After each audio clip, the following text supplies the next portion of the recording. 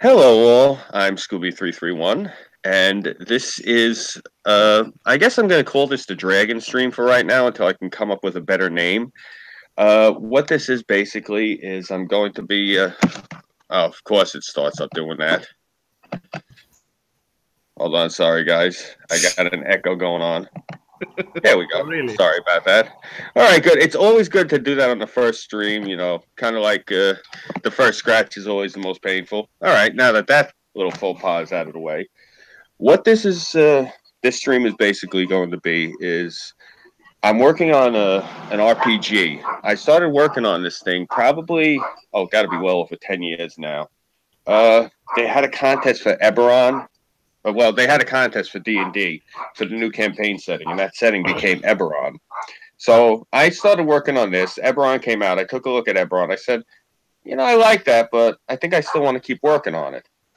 So this is something I've been kicking around for like the past decade or so, and that's pretty much it. So I'm gonna take it from there. And like I said, this is something I've been working on, and since I started posting a few of these things in my chat and Discord, a couple of the guys and the girls have been asking me questions about it. So I decided, what the hell, we'll do a stream, and that brings us to where we are now.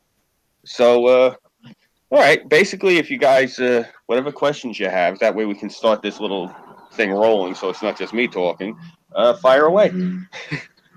Oh, well, I already told you I'm going to start working on my character and get some new dice. Okay. Unfortunately, I'm the guy who does better reacting than proacting, so, Dune, you're kind of the only one here. What about me? What about me?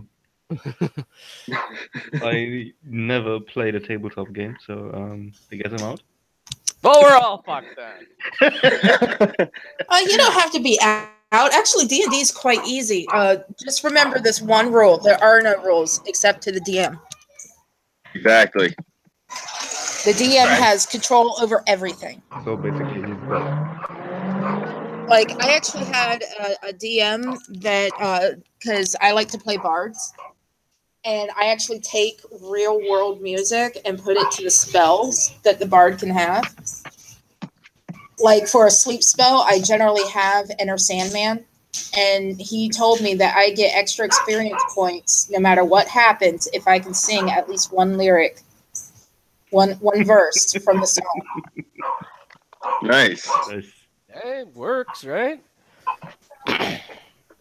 Well, that's part of the thing. I think I was telling you the other day, bartender.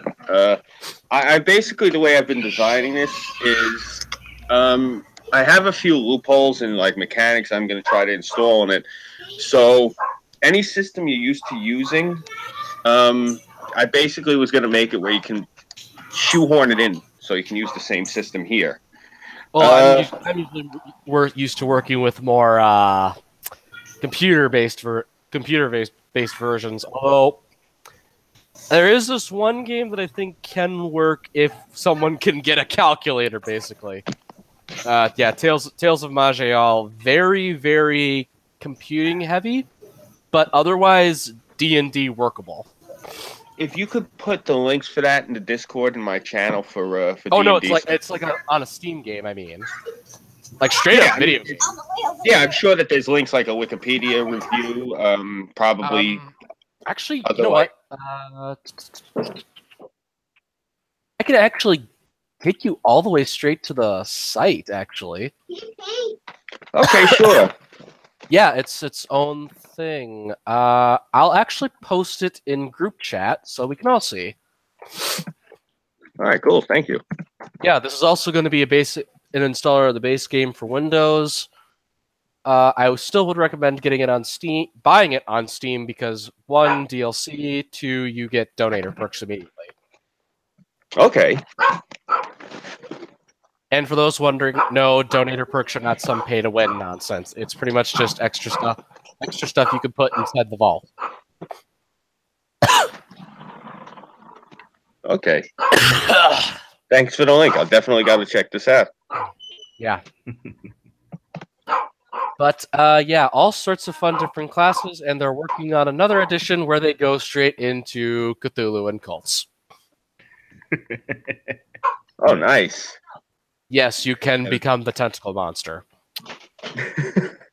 Well, that's all still very much further down the road from what I'm doing now. Right now, what the basics of what the stream is that I was working on today was this is part of the thing I was actually talking to Dune Styler about. What I'm working on designing is I was basically trying to take the elements of D&D, the elements of Pathfinder, Warhammer, different, not every single elements, but basically like the core elements. And I was putting it on basically. I was looking at all the maps that they had. They have this thing. Hey, Burnside. Hey, how's it going, man? Ooh, Good. boy. I was actually. I'm glad you hopped in just the right time. I was going over what I'm doing, what this particular stream, the target of it is. So I'll just recap. I only went about a half a minute into it. All right. So check this out.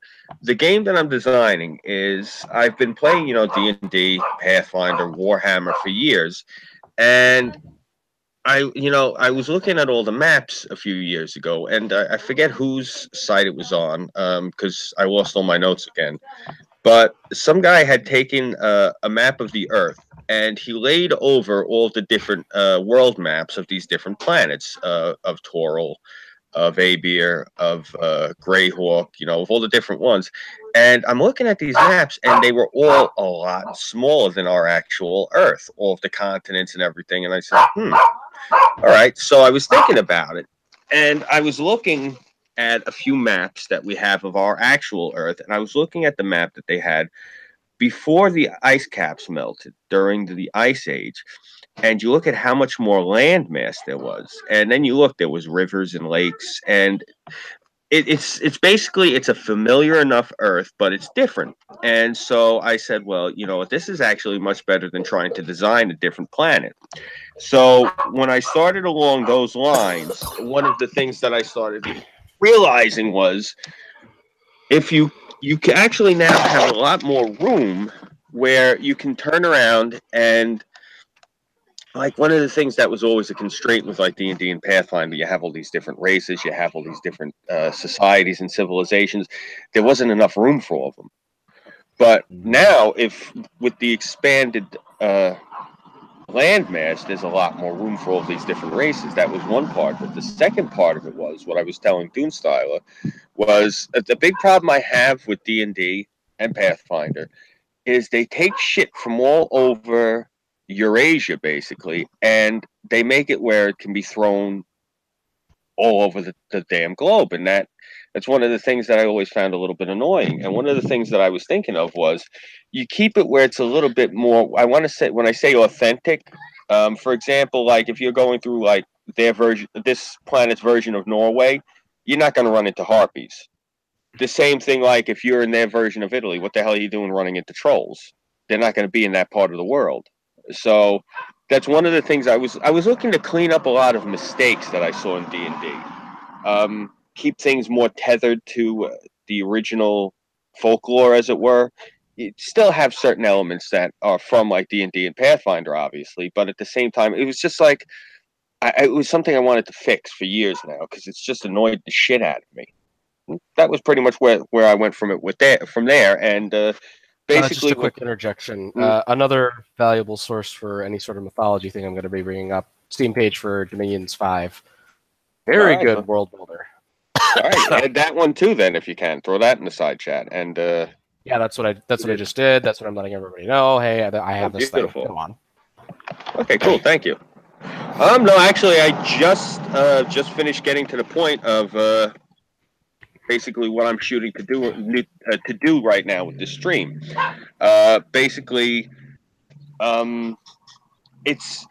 we're going to go into obviously like the different races and the different societies and different civilizations. But first, I wanted you guys to realize what you're looking at is I'm designing it under the auspice that the planet that all of us live on right now is actually an alternate Earth. This one is the Earth Prime. So it's a bit of an angle that other people haven't used before. I've always looked at things like it's always an alternate Earth. I thought, well, why not make it where our Earth is the alternate? And this is what the world would be like if whatever happened that fucked up our planet thousands of years ago, which is why humans are the only ones left. There's no more dinosaurs or dragons or all that shit. Whatever happened that changed everything here has not happened over there, which is why the topography is different. Oh, we are going to be building a lot off of Dominions 5 then. Right. I figured you'd like this. Like I think it's a good scale thing. Dominions 5 is actually not your individual strategy. It's a grand nation-building strategy akin to Civilization. Only you actually have the Spartans who happen to be giants now. Well, there's a lot of Spartan giants. That actually does sound like a really cool idea. No, it's like straight up Spartan giants who basically hate all the deities and want to kill them. And they have the spheres to do it, by the way. Nice. Well, what I was saying was part of what I'm hammering out right now is like the ecosystem that's within this planet. Like, you were asking me like certain things like gunpowder. Well, gunpowder is one of the things that I want to make where it's accessible here. But this is the thing: in the ecology of this planet, you have the created races, which is the things that were created by the gods. That's the elves, your dwarves, your gnomes, your kender, your Darfallen. You know, all the basically the different races you see in D&D that look like humans but aren't humans were created by the gods. Now, one of the things I wanted to steal from mythology and throw in here is the gods. One of them, I have to figure it out, so nothing is set in stone right now. But basically, what I wanted it to be was one of the gods was killed, and the blood spilled on the earth, and eventually, human beings evolved from the animal kingdom. So they are not a created race. We're actually an evolved race. We're part of the animal kingdom. That's part of the thing was. Another thing that's going to be part of this is now you have things like zoetropes, which are we tend to refer to them as lycanthropes, werewolves. There's also obviously werebears, were-tigers, and such. Other than the ones that are like magically created, basically it's going to be where it's only humans can get it because it's actually a disease. So other than like ones that are inflicted like through magic, like you're not gonna elves can't get it, dwarves, etc. The same thing with viral vampirism, like what was in the Blade movies. Human beings can get that. The same with like undead, like in The Walking Dead. It only affects humans because it's viral. Because humans are a created race. That's the thing. Now there are going to be obviously undead, and there are going to be vampires. But the ones that are based on magic, no reflection, holy water, crosses, that sort of shit. Just like how that doesn't really work on the blade vampires because it's a disease, the same thing. The vampires, the plague-like ones that humans would have, it's going to be a disease. But they can also get the magical affliction ones too. So humans can be affected by both. Basically, somebody told me once when I was telling them the design of this game, they said you should have titled it "Fuck Humans" because, like, actually, depends because if the humans have the birth rates to counter that, it's quite alright, honestly. Like breeding like rabbits and yeah. Oh yeah, we definitely breathe like rabbits when we want to, man. Giggity, oh yes, giggity. Oh yes, we do. Right. Well, this is the thing. This is like I was saying, harkening back to gunpowder. Yes, gunpowder can be made, but this is the thing. You're not going to see firearms like we have here. They would be actually in your Echoes. Yeah. Whoa. Whoa. All right. I thought it was me for a minute. What were you saying, bro? In your that's me. channel That Discord, fucking technical issues again. The Democratic National Party, blah blah blah. Yeah. There we go. If you scroll up a little and go to the post of Leonid Bovsky, He has a picture of the Fourth Crusade there, and you Oh will yeah, yeah, yeah. see to the left of that one tower with those machinations, a guy with a gunpowder weapon, an early one. Yes, that's an Um, arquebus, correct? nope, not even that. It doesn't have basically anything. It just is a staff with a little gun on top.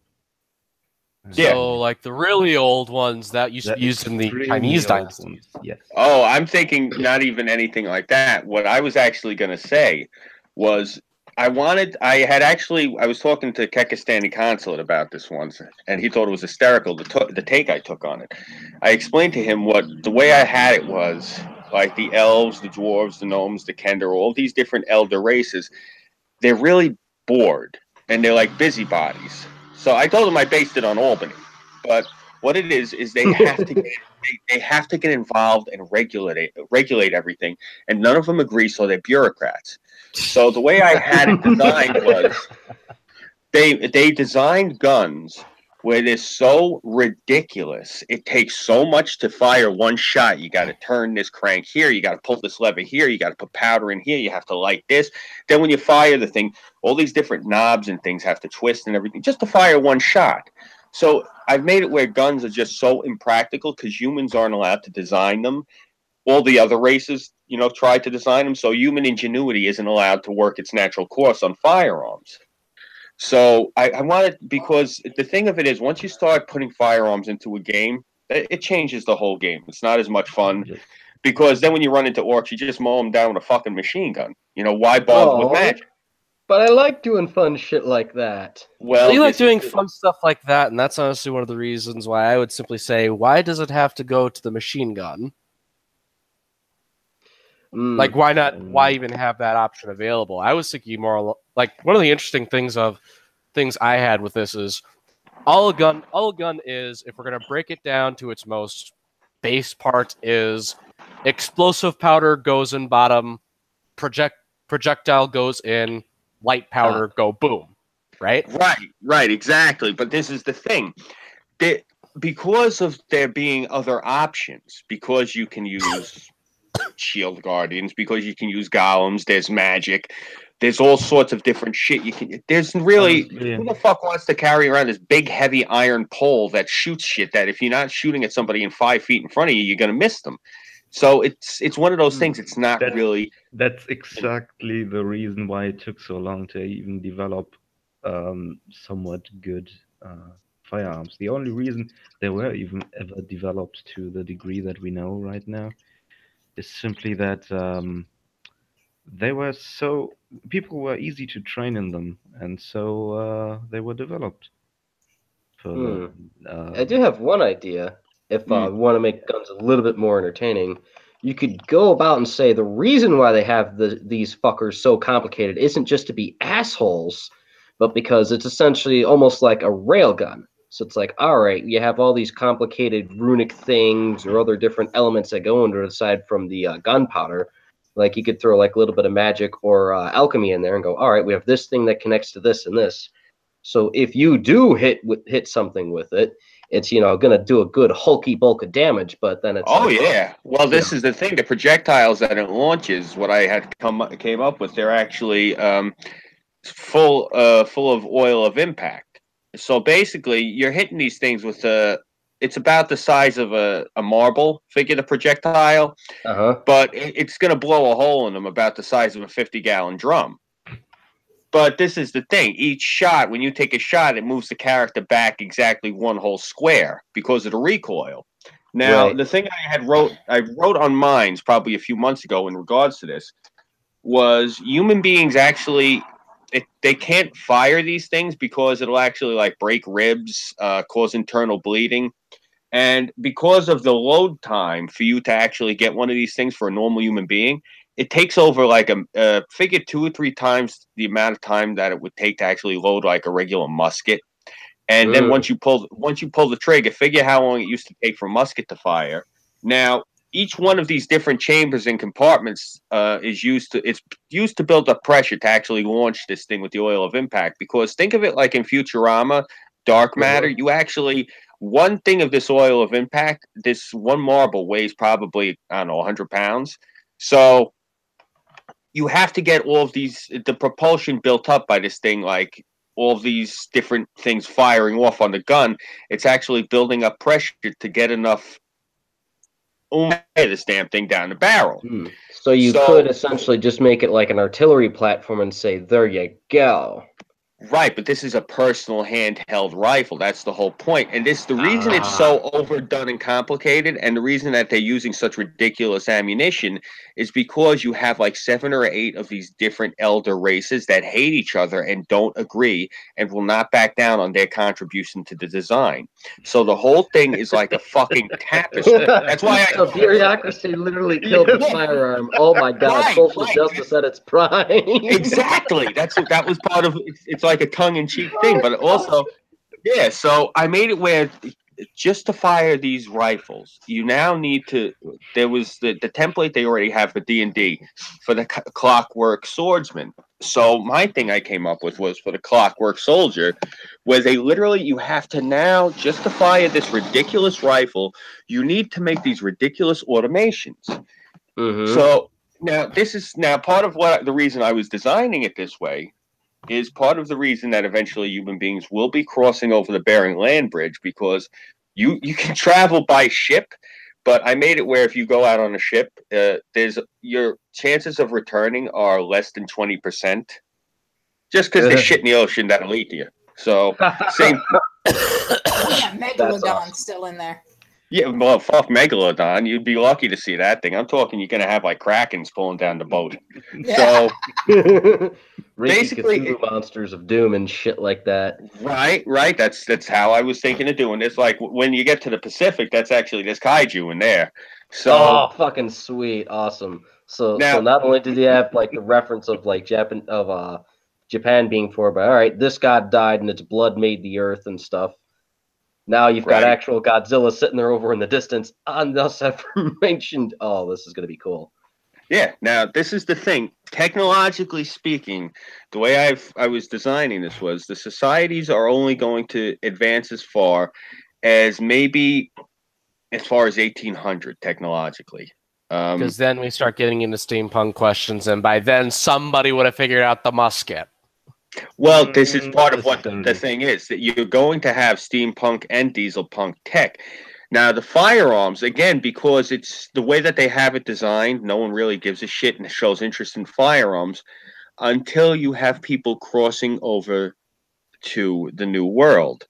Now, same thing, there's Native Americans over here. They're occupying the shit. It could go the same way that it went before. It's up to the player to figure that shit out. I might iron out my own version of it. But basically, if you got a magic system, that would actually make for something interesting. Right, because you now have native magic versus you have Native American magic versus European magic. Well, it's the Dominions 5 syndrome. You actually have a viable Aztec civilization. Yes, all those blood sacrifices do something, and now they have fucking demons everywhere. Right, so you're going to have that.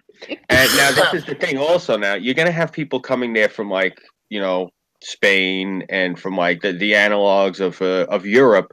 Now, this is the thing. They're going to have, like you said, the Aztecs are going to have their winged snakes and all the shit, their jaguar demons.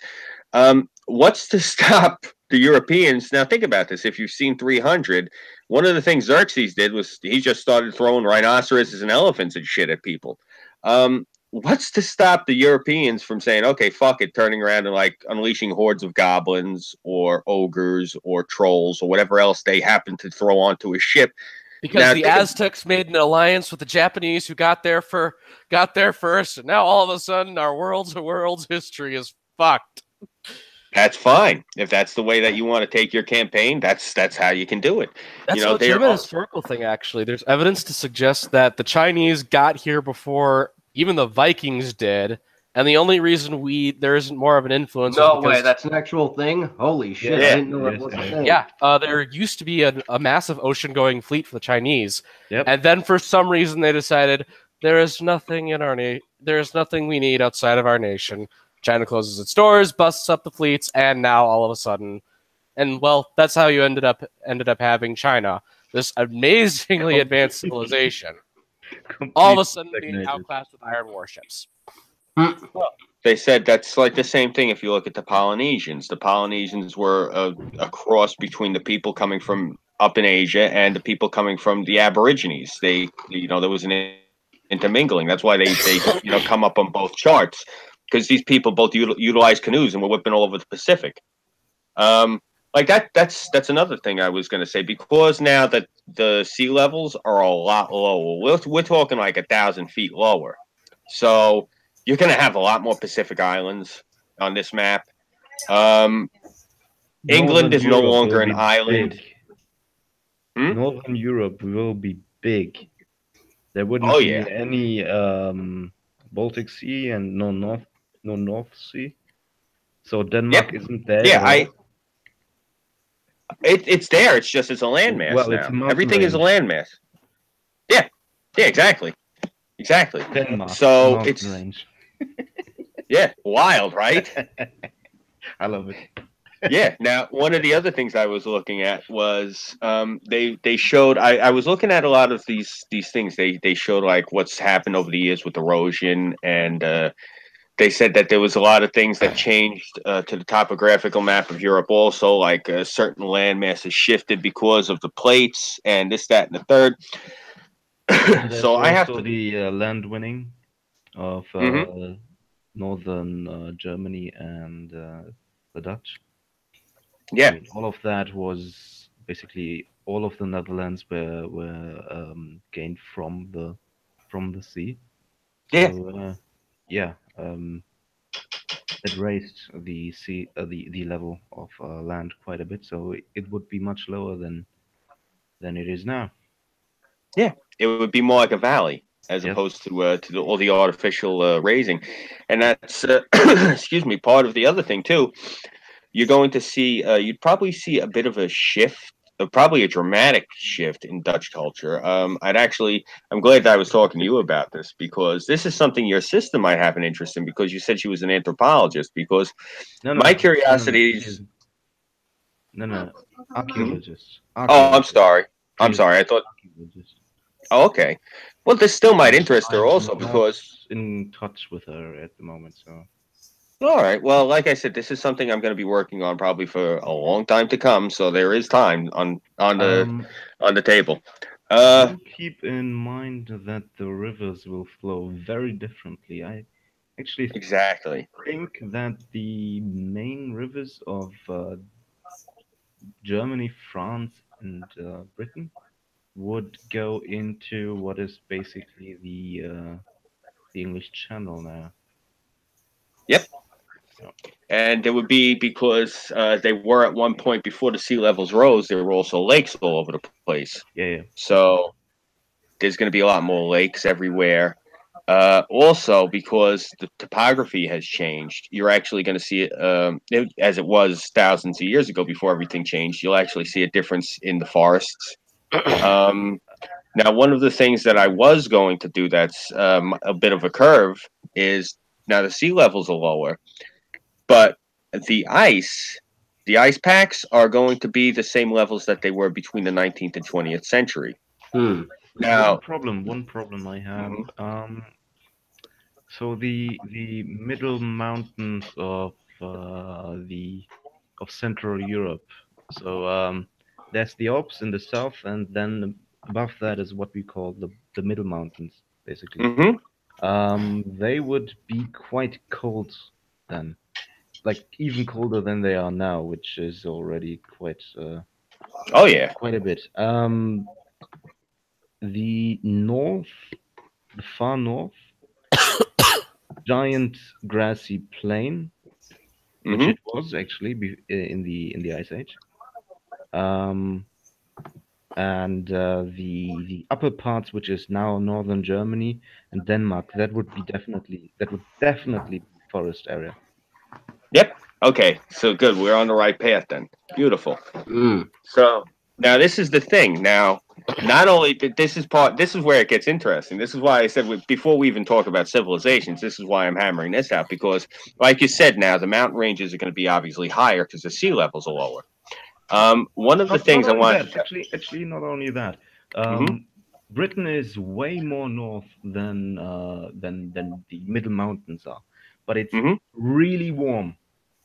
Britain is a really warm place. It actually barely ever gets below zero, Because of and currents. that is Yeah, I remember exactly this. exactly that's because of the Gulf Stream. And you take that away, and Europe is quite cold. Yeah, Colder than I it was already gonna. is. Holy shit!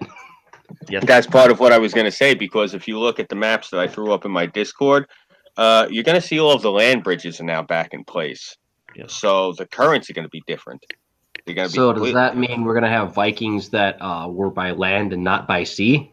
No, we No, don't you're have still gonna Vikings. have Vikings. You still, it's just gonna have. They're gonna have a lot more land. They're gonna have to circumnavigate. They'll use. Ah, The Vikings also did utilize rivers. Yeah. So yeah, Yeah, this that's this one of the isn't gonna be a benefits of a problem for them. longboat. You That could was pretty actually much the special ride that thing anywhere. specialty. Hmm. That was Ah, actually okay. their specialty to go through rivers. So Yeah. Now, one of the other things that I was mentioning, you had asked me earlier. I was looking to keep it where I don't want to say the cultures stagnate, but if it ain't broke, don't fix it. So you'll have like amongst the Norse people, you'll have still Viking raiders. Just like here in America, yeah. you still have biker gangs. I'm not obviously trying to conflate the two. I mean, No, bikers, no, yeah, no, they no, get down to no, some no. shit, but The thing is, uh, right. the way you wanted to, the way you told me that you wanted to set up the world hmm with the different tech levels and different tribes and peoples hmm spread around, with city states, as far as I understood, yes, yes, um, that would actually make a lot of sense yes, because yes. I was getting to that. I was leading into it actually, perfect. but Before you continue, this all looks like stuff I kind of already understand. I think I'm gonna take this as a good excuse to go quick, eat dinner, and then come back, so I don't have to worry about it. Go ahead. yeah, fine. Okay. If you get lost, just rewind it, on and watch what you missed. That's Mhm. that's fine. It sounds fairly straightforward though. Whatever cultures are there are going to be relatively similar to our own. It ain't broke, Oh, don't okay. fix it. Well, let me tell you this really quick. This ought to make your head explode. Um, French, the French language doesn't exist. That doesn't surprise me. That doesn't surprise me whatsoever, actually. Yeah, I forgot. Yay! You probably already figured out why the French language doesn't exist. But Oh no, I'll I didn't figure out why. I just assumed okay, France never coalesced because it never was this fertile area. So the Parisian culture never really killed everything else off there. well, I was just gonna say because there's no Catholic Church, so there's nothing. There's also no Charlemagne. There's no Charles Martel. So there's no one to lead the Franks down from the north into to claim the area that is now France. Oh yeah, Yep, you're no going down Napoleon that way. Bonaparte Yeah, either. it sounds Yeah, yeah. At that point, it just sounds like it's not France, it's Gaul. right. Exactly. Okay, so Yep. you got it. So go eat, and when you come back, hopefully we'll have a few more things that you'll like to hear about. Yep. But yeah, Dune style. What I was saying, no, you're right. But I'm summarizing like I'm saying that the Vikings themselves weren't like representative completely of Scandinavian culture. They were they were a Definitely. fringe. Same thing as like how today there's the bikers are a fringe. So even though there's still going to be Vikings, they don't Yeah, represent the it entire it was Scandinavian to a culture. That's what I degree. was saying. It was Hmm? to a degree a tradition to send out raiding parties, I think in fall, and that was the whole area. Like even the Slavic peoples of Finland did that, as far as I know. Right, right. So So it's just a normal tribal thing in that time. So right, exactly. That's my point. Is there's still going to be that going on, but if you go to that part of the world on this map, there's going to be other shit going on too. It's not going to be just of the course, dominant culture, of course, I Right. could totally they will see it mainly being be something traders. where it's So like you'll have like a raiding band of Vikings versus like a raiding band of like elves or dwarves or something or other. Well, the way I was designing it was you're actually not going to see elves and dwarves doing shit of that nature as much. Like the way I had put it was the elves basically are going to be sticking to their own lands. You'll run into like young elves out wandering, like trying to explore the world. But basically, I made it where the elves are real legalese. They're real egalitarian. They're really long-winded, bureaucratic. Everything So you has to be turned them done. into Democrats. Basically. Motherfucker. I'm so glad I I like killing them anyways. Now I'm gonna like killing them even more. Thank you, Scooby. Thank you. I made it where Would the you turn into dwarves, Democrats? elves. Oh, fuck a duck. And here I was gonna be a fucking drow. Nope. Sorry. Harley, that is the one thing where I advise if we're gonna be playing this game together, bad idea, because I will be killing all of the elves. Fuck you, you'd like my sexy black ass. You can Not call it more. sexy drow harlequin bard. Nice. I like that. That That's does fine. sound interesting. Yeah, well, Or I like can make it the pale type of drow. Instead of having black skin, they have white skin. Kinky. you could do it however you want. What was I saying? Like the elves were basically they're going to be like egalitarian. Everything has to be done in triplicate. Everything is like court proceedings. Because these things they live for thousands of years, so they can be long-winded.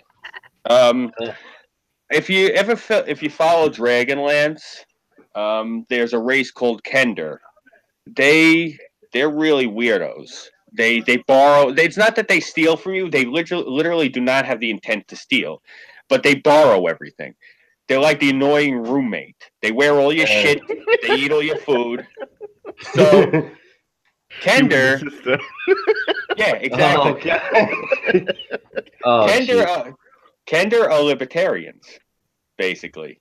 That's the political. Like, if they would now, not these are not obviously going to be American political leanings, but I'm using these analogs as examples. As an American, that's how I explain them. Like, I wanted to make it where Kender are like these ridiculous libertarians, like, oh well, yeah, it's a free country. He can sleep on the lawn if he wants. No, it's a free country. He can go shit in the street if he wants. Basically that's. So they have like this insane libertarian mentality. Now, oh fuck! I might need a beer. I made gnomes. Now gnomes are like progressive liberals. Like gnomes are the type. Gnomes are these annoying little creatures that come up and wag their finger in your face about how everyone is good. You shouldn't say bad things about anybody. How dare you say that orc is evil just because he's standing there with an axe covered in blood? You don't know what type of person he is. Shame on you. That's what gnomes do.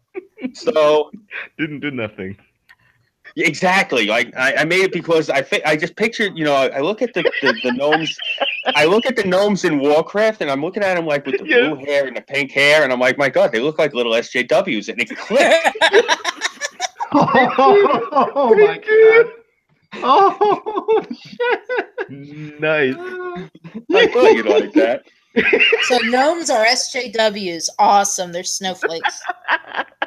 But they're not snowflakes. That's the thing. The beauty of it is these things are actually like little terrors. They'll go and run after you, but they're only like 30 pounds, so you can kick them and they'll go flying across the screen. They'll just get up and run at you again. But basically that's... So the way I had broken it down, I figured you'd like this. I made it where the dwarves are like really conservative. They're really old-fashioned. Look, out of any of these races, dwarves are obviously my favorite. I'm really taking a lot from Dungeons and Dragons with dwarves. The dwarves, the way I have them designed, they speak, when they speak common, they speak with that heavy, thick Scottish brogue. And they also have like these ridiculous. Going to sound like Mickey. Yeah, and they also have like these really ridiculous Celtic names. These really thick names like Argyle and shit. But this is the thing. when they speak Dwarvish to each other, I wanted to take the book, maybe, I don't know if I'd use the language Tolkien wrote or the ones that they use in like the R.A. Salvatore novels, but I wanted their language to be like how Tolkien and Salvatore did it, where it's Germanic. Like this is the example I use in Dune Style. You'll appreciate what I'm about to say, because like we didn't know what it meant until I looked it up. Like me and a bunch of my friends. Rammstein did that song. Basically, it's a love song. They keep saying over and over. I don't want to pronounce the German because I'll hurt your ears. But the lyrics are "Marry me." Okay. And yeah. Wait, are you thinking You Du actually have Hast? to say them. No, not Du Hast. It's another one. It begins with an H, and my German is horrible. Heirate mich. That's it. Thank you. Okay. Yeah, it's marry me. Yeah. Yeah, and that's the thing is you hear that song and to Americans we're like, my God, what is this guy singing about? And then we read the lyrics, me and my friends, and we'll look at each other like, this is a fucking love song. So that's part of the reason. It's two dwarves fornicating. It just sounds aggressive. That's part of the reason I want to. Like seriously, I seriously, like I say this with all respect. Like I do love the sound of German because I grew up in a German neighborhood, and I'd hear these people getting chewed out by their grandfathers. I didn't know what the hell he was saying. He could have just been telling them a grocery list, but I'm sitting there recoiling because the words sound like if you get close enough to the man, you're actually going to start getting injured. I just love how that language sounds. Like to me, I always thought that French sounded like a sissy Mary language. A French guy chews you out, you start to fall asleep because the words are so soft. Yes. But German, it's just like you can curse someone out, and it feels like you're like you're. It feels also like they're trying to give you the reach around. Yeah. Yeah, that's part of the reason I wanted to specifically, like, if you watch the scene in The Hobbit from the Five Armies where they're screaming the battle commands in Dwarvish. Yeah. Bro, seriously, I want to have it where. Yeah, definitely. Yeah. Something Germanic would work for them. Yeah. Well, it even works for the people. I mean, rough people, rough language. Oh yeah. But heartfelt as well. Dwarves would not work the same if they were speaking, in cognates that sounded like Russian. It doesn't. Yeah, it just doesn't roll off the tongue. Would be a scary fucking concept because there's 5 different levels of crazy and on just fucking drugs. Holy shit! Who honestly wants to hear that? We are going to go down into the tunnel and dig a hole. I don't want to fucking hear that. Dig tunnel, dig tunnel, dig tunnel. Kill thing in way of tunnel. Dig more tunnel. Kill more things in way of. Oh, we find gold. Yeah, take gold home and get many hookers. Kill the elves because they make us boring. Guys, I can't even do a German accent. You do a German accent, please. You're probably better off asking him. I can't do a German accent. What are you talking about? You're speaking in one. Only to you. Only to you.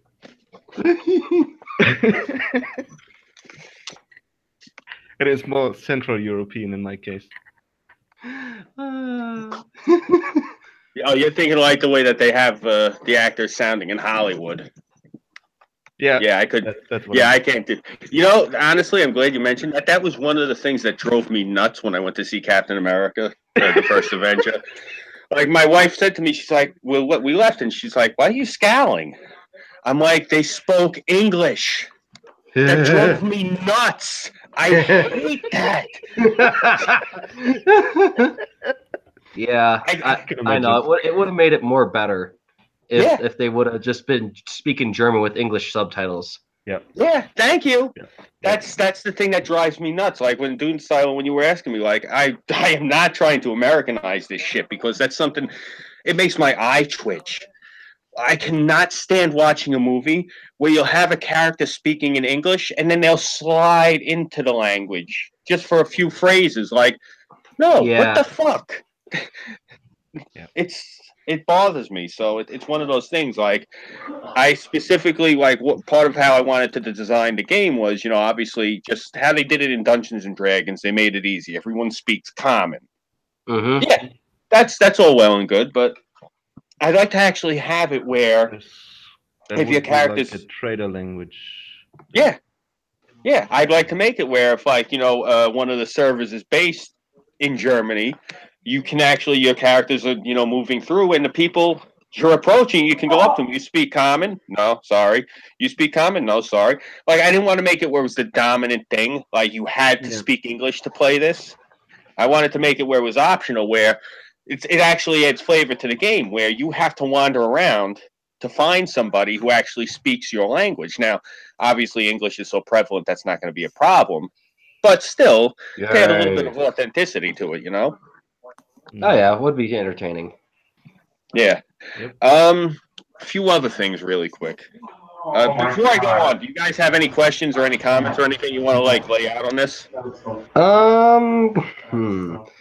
The one thing that I do think would be entertaining is seeing just how many monsters we can cram into this fucking thing before we break it. Yeah. Oh, that's two things I wanted to touch on. Remind me if I say I forgot that I want to go back to that. But really quick, I was going on about something and we got sidetracked. Like I said, how you know all of the different races have their different political leanings. That's the Mm-hmm. reason that they have different ideas on how to design a gun. Now, I had actually mentioned this to the bartender when I had talked to him about this, and I think I mentioned the Kekistani consulate back on Mines. The way I was designing it was part of the reason that people are trying to cross over and get to the New World is the area that is actually the Wild West. I wanted to put an analog, just so happens that eventually it does turn into like the Wild West. Because there are no elves and gnomes and kender and dwarves around there to tell human beings what they're doing, human beings start to develop guns. So I Yes. get it. So it's more so a journey to the potential promised land because it's thank God we don't have those fucking elves and those fucking dwarves and those fucking weird things with the 5 tentacles and shit. You know? yes, exactly. That's the reason that it's you know I'm not trying to like Americanize the game, but part of the reason I wanted to Wait, put it wait, where wait, wait, when wait, wait, wait, hmm, wait, please. So, yes. so the reason why Europe developed guns was actually not because they just could, but because they needed them. And so you will have to set up a scenario there where you will definitely need those guns and have groups set up to research basically into that. Oh, I exactly. have an That's idea. okay. Okay, so I'm listening. you know how we have all of these bureaucrats and these other non-humanoids that are always bickering amongst each other and shit, right? So they're not really Mm-hmm. focused on what the humans are doing. Mm-hmm. Okay, so the humans are already trying to get over to this Wild West area and stuff, and there's plenty of shit in the way. Yep. So let's say like a perfect storm happens. You basically get the equivalent of a human riot in a couple of their areas, and like, ah, fuck, we got to deal with this shit. Oh, fuck it, we got better shit, dude. Send some goblins or some shit or other. And you basically have one mix of crazy with another mix of crazy. Someone miscommunicates orders, and then essentially you've got a whole bunch of humans that went up with a bunch of guns and looted shit because they basically went LA in 93 on everybody. That sounds cool. Part of that's part of the scenario we could probably work at. What I had came up with was it was basically just like how in our timeline, what it was the Puritans came here because they were looking for a place free of sin. They wanted to start over. Mm-hmm. What I was basically looking at was this is going to sound fucked up, but it was actually a capitalist driven venture where they were actually because of all these elder races hindering humanity. Humanity that is the humanity that is in the analog of Eurasia over there, basically Eastern and Western Europe, not so much Asia at that point. But they decided to come here actually because they're looking to develop humanity past the point where they're being curtailed by these elder races. You see, the thing is, it's supposed to be because humanity is spawned by divine blood. It's kind of like these elder races are like fawning parents, you know, like on Everybody Loves Raymond. Guy's married with children, and the mother still won't leave him the fuck alone. God. It's kind of like that. It's I hate not so those much. shows because they're so goddamn Hebrew. Ugh. Well, actually, they're Catholic Italians, but you see the point I'm getting at is like I wanted to make it where these races. It's not like they're killing humanity with kindness. It's they're the abominable snowman in the Bugs Bunny cartoon. I will love him, had him, and name him George. Oh no, I broke him. That's basically what the elder races are doing. The same thing to humanity. They're smothering the shit out of them, trying to protect them. So it's part of what pushes humanity to cross over. Now, this is the thing. Part of it. Now, I wanted to try to avoid the genocide of what happened to the Native Americans in the real world. When these humans encountered these other humans, there'd actually be a little bit more of a camaraderie because these are humans trying to, like how it was originally when the Pilgrims got here. These were people trying to start a new world. Then the people in Europe found out about what they were doing, and they decided to come and they fucked everything up. That's when they started shooting the Indians and shit. You know, until the rest of them came here, the Puritans had a good thing going with them. So basically, and now this is the thing, though, the elder races wouldn't have any interest in crossing the sea, you know, en masse. Like the elves are more concerned with their version of Rivendell, just like in Lord of the Rings. They don't give a fuck what happens outside the kingdom as long as their kingdom is cool. Same thing with the dwarves. They're interested in their mountains until we find out that there's gold in them there hills. Like in the 1849 gold rush, the dwarves are not going to leave their part of the world. So okay, that makes a lot of sense. yeah, it's basically they're all interested in their parts of the world. That's part of it's. I actually wanted to make it where I don't know what the term for it would be. I call would be aspects of the world. Yeah. I could definitely see this going a couple interesting ways. Okay, so all these humans go over there one way, shape, or form.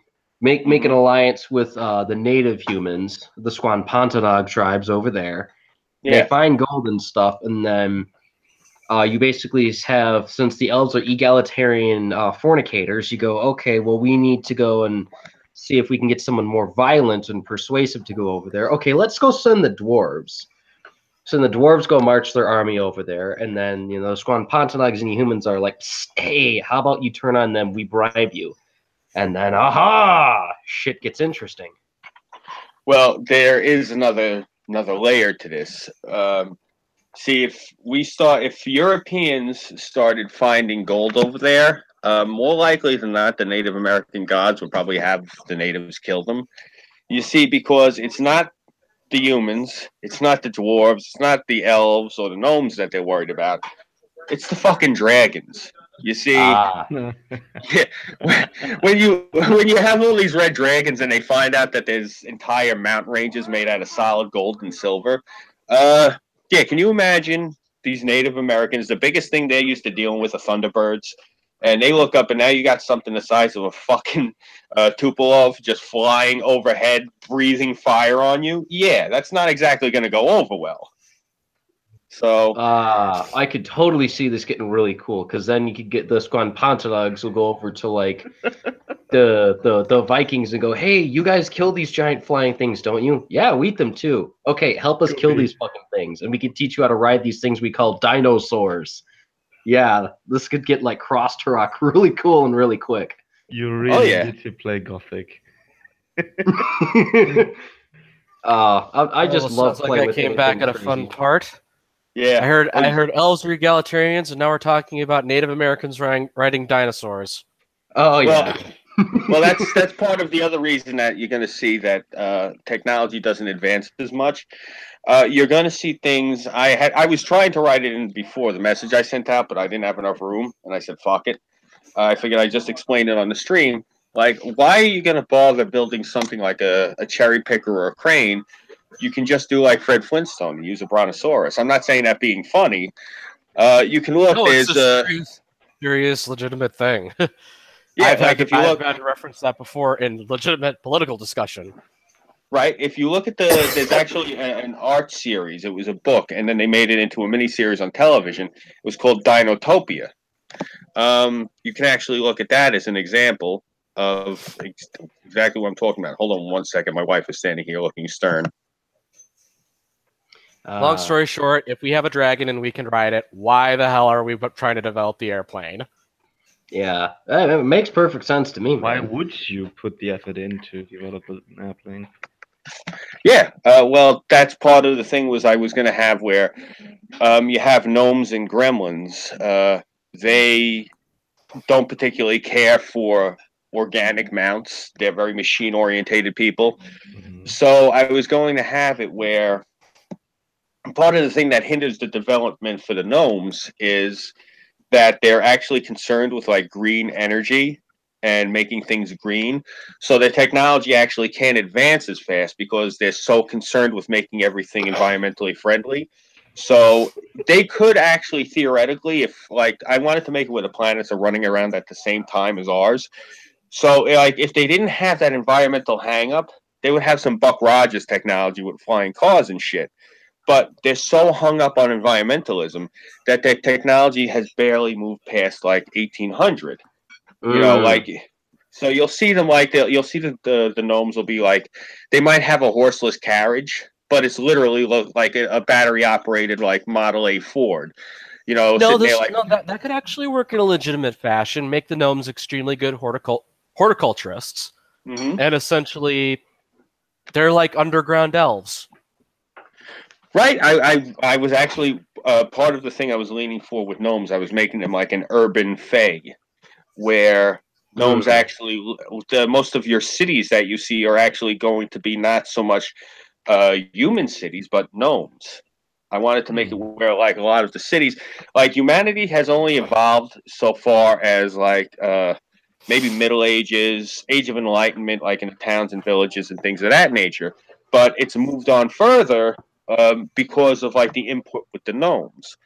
So, like, you'd only see gnomes in cities. You're not going to really run into gnomes in the country. It's just not how they work. Like, they're really into clockworks. They're really into chemistry. Well, that's easy to explain. A gnome is a naturally very social creature who will gravitate towards other gnomes. Right, exactly. It makes sense to me, and I kind of like the idea of it too. Right, and that's part of the reason that I made gnomes like progressive and liberal is because you know gnomes are the type where they'll have a lab assistant who has fucking horns growing out of his head. You know, they'll have a person working in like their factory who has like fins and shit. And they will don't. have their 9,000 genders as Yes. the Ripton. Oh yes, exactly. That's why gnomes are into all that weird shit. That's part of the reason why they belong in the city. I'm going to have so much fun committing genocide on your board game. Right, and that's part of the reason also why when humanity crosses the continent, you know, like to the new world, part of the reason they leave. They don't include gnomes is because you know the people who come across these are obviously smart, ambitious people, and they are the ones that say, you know what, we can't bring these crazy little fucks with us. They're going to ruin everything. So that's part of the reason it's only humanity who who tries to have sex with the dinosaurs. Right. Well, you got to remember, there's also going to be dinosaurs across over in the Eurasian continent, also, and Africa, and all over the planet where there are dinosaurs. The thing of this is, the populations of dinosaurs are not going to be as just like they were in the like in the actual world. It's not going to be nearly as high as the mammal populations. It's just we reproduce a lot more. So you'll see like when you go into like the forest and the woods, you'll see dinosaurs and shit. You're going to see like the large megafauna mammals because they haven't gone as extinct. So that's the thing. You're going to see a lot of creatures that were existed in the natural world are going to be there because there were no extinction level events, but also they've evolved further. Like Tyrannosaurus. Can we have flying raptors? You already have them in the real world. They're called falcons. So yeah. No, but I mean like that. No, actually, he's I'm so confused as to what's going on here. I just jumped in because I was sent a random link. Oh, okay. Really quick, I sent you. Just in the game thing he's making, Messiah, you just showed up at a wonderful time. Yeah. I know. It was like talking about guys having sex with dinosaurs and Wait, what? it's just liberal gnomes. I don't know. All right. I'll give you a quick breakdown and recap. So you're Oh up to yeah, speed. you know what? Fuck this. I'm getting a beer. I am Go so ahead. getting a beer. All right, grab a beer. Time. Oh You're fuck. not allowed. All right, now Fuck you guys. check this out. The way that I've designed the game. All right, now check this out. The way I've designed it is I'm doing a redesign of Dungeons and Dragons and Pathfinder because I don't like the mess that it got turned into. This is something I was working on when I had a campaign idea, a contest about 10 years ago or so. They came up with this campaign for Eberron. That's what the campaign that they came up with was. I had been working on my own one, so I had shelved it, and I just have been tinkering with it for the past few months. And I had brought it up on stream a few weeks ago, and somebody said maybe you should try to, like get back into it. So that's what this is. What I laid out so far to them before you hopped in was the Earth that we're using. It's actually our Earth, but the world that you and I live on is actually the alternate Earth. This is the real Earth, the one that's in the game. The sea levels are about 800 to 1,000 feet lower, but the ice caps are only as big as they are during like the 19th and 20th century. The reason for this is the Earth actually still has a ring of ice around it, like Saturn, which just gives a cool visual, but that explains why there's a lot less water on this planet. There's dinosaurs and megafauna because there was never an extinction level event. But mammals were able to evolve because there was just not as the world isn't as flooded, so there was more room. So the dinosaurs were more spread out, so there's room for mammals to evolve. Side note: it would be remiss if we didn't point out. Yes, this means Japan does have kaiju. Yeah. Oh, yeah. There is also kaiju in the sea. Yes, I was going to get to that. There are all sorts of wild shit out there. Okay, now I'm interested. All right, it gets better. Now, check this out. The way I had it designed was, this is the caveat I came up with. Now, you got elves, you got dwarves, you got gnomes, you got Kender, you got all the shit that you got in D&D and Pathfinder. Now, these are all created races. These are the races that were created by the gods. These are the ones that, like they're perfect or whatever. Human beings are actually, what it was like War of the Gods or whatever. A god got killed, the blood wetted the earth.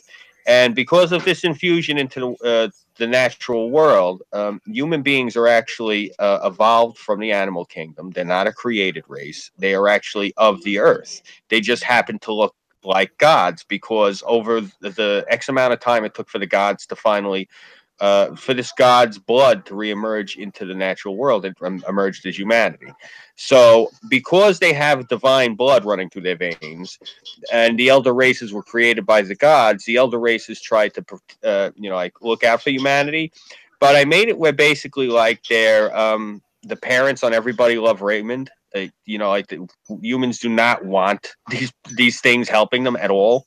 Like one of the problems that you have in this game is there's no firearms. There are firearms, but the thing is, like the firearms are so They're ridiculous, so impractically complex due to bureaucracy that for all intents and purposes, humanity doesn't have firearms.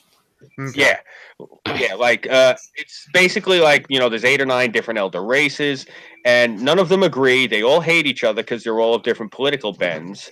So they all have a design input on this rifle, like the basic standard rifle that humanity would or anyone would wield. So because they all have a different input, for you to fire this rifle to get off one shot probably takes you about two minutes. Because the gun is just so ridiculously Rube Goldberg complicated. It's not worth even firing it. So one of the things that pushes humanity to cross the sea and go to the new world is they're actually trying to get across because they want to get away from from under the yoke of these elder races, you see. So that's what's pushing humanity across the sea. So eventually, once humanity comes here, by the time they get across as far as to the area that would be considered like the west coast of America, they actually develop what we would consider like revolver firearms and bolt action rifles. Basically, you have an Old West setting now. Now, that's just the part that's going to be on the New World. Now, getting back to the Old World, I was saying earlier, you're going to have like humanity. It's not that they stagnated. It's if it ain't broke, don't fix it. So humanity hits like a certain level. So it doesn't progress much further than like 18th century as far as technology goes, and maybe right up to right before World War One, as far as like how far other things have progressed within humanity. Like I wanted to keep it where depending on what part What of level? society you're in, like there would be like the actual old school tribes in Europe, but then like in the villages, it would be more like it was in the, you know, like the Dark Ages. Then when you get into the towns, it would be more like in the medieval period. Then when you get into like the small cities, more like the Age of Enlightenment. Then when you get to the metropolises, that's where you get in more like Victorian and Edwardian era. But that's because you have gnomes there and you have elves at that point. You have other races in the actual large metropolis. So for the towns, you mean Renaissance era, right? right. I had listed it all, but I'm doing this all off the top of my head. So if I say something that contradicts what I Because wrote you to were you in the saying notes, Middle Ages for the villages and then medieval era for the towns, and that makes no sense. bro, you can stickler to the notes. I'm just saying, like I'm doing this off the top of my head. If I do it out of sequence, do what you just did and correct me. So yeah, but you got the idea of what I'm shooting for, though. Like depending on like how dense the population is of human beings in the area, it shows how advanced they are as a society.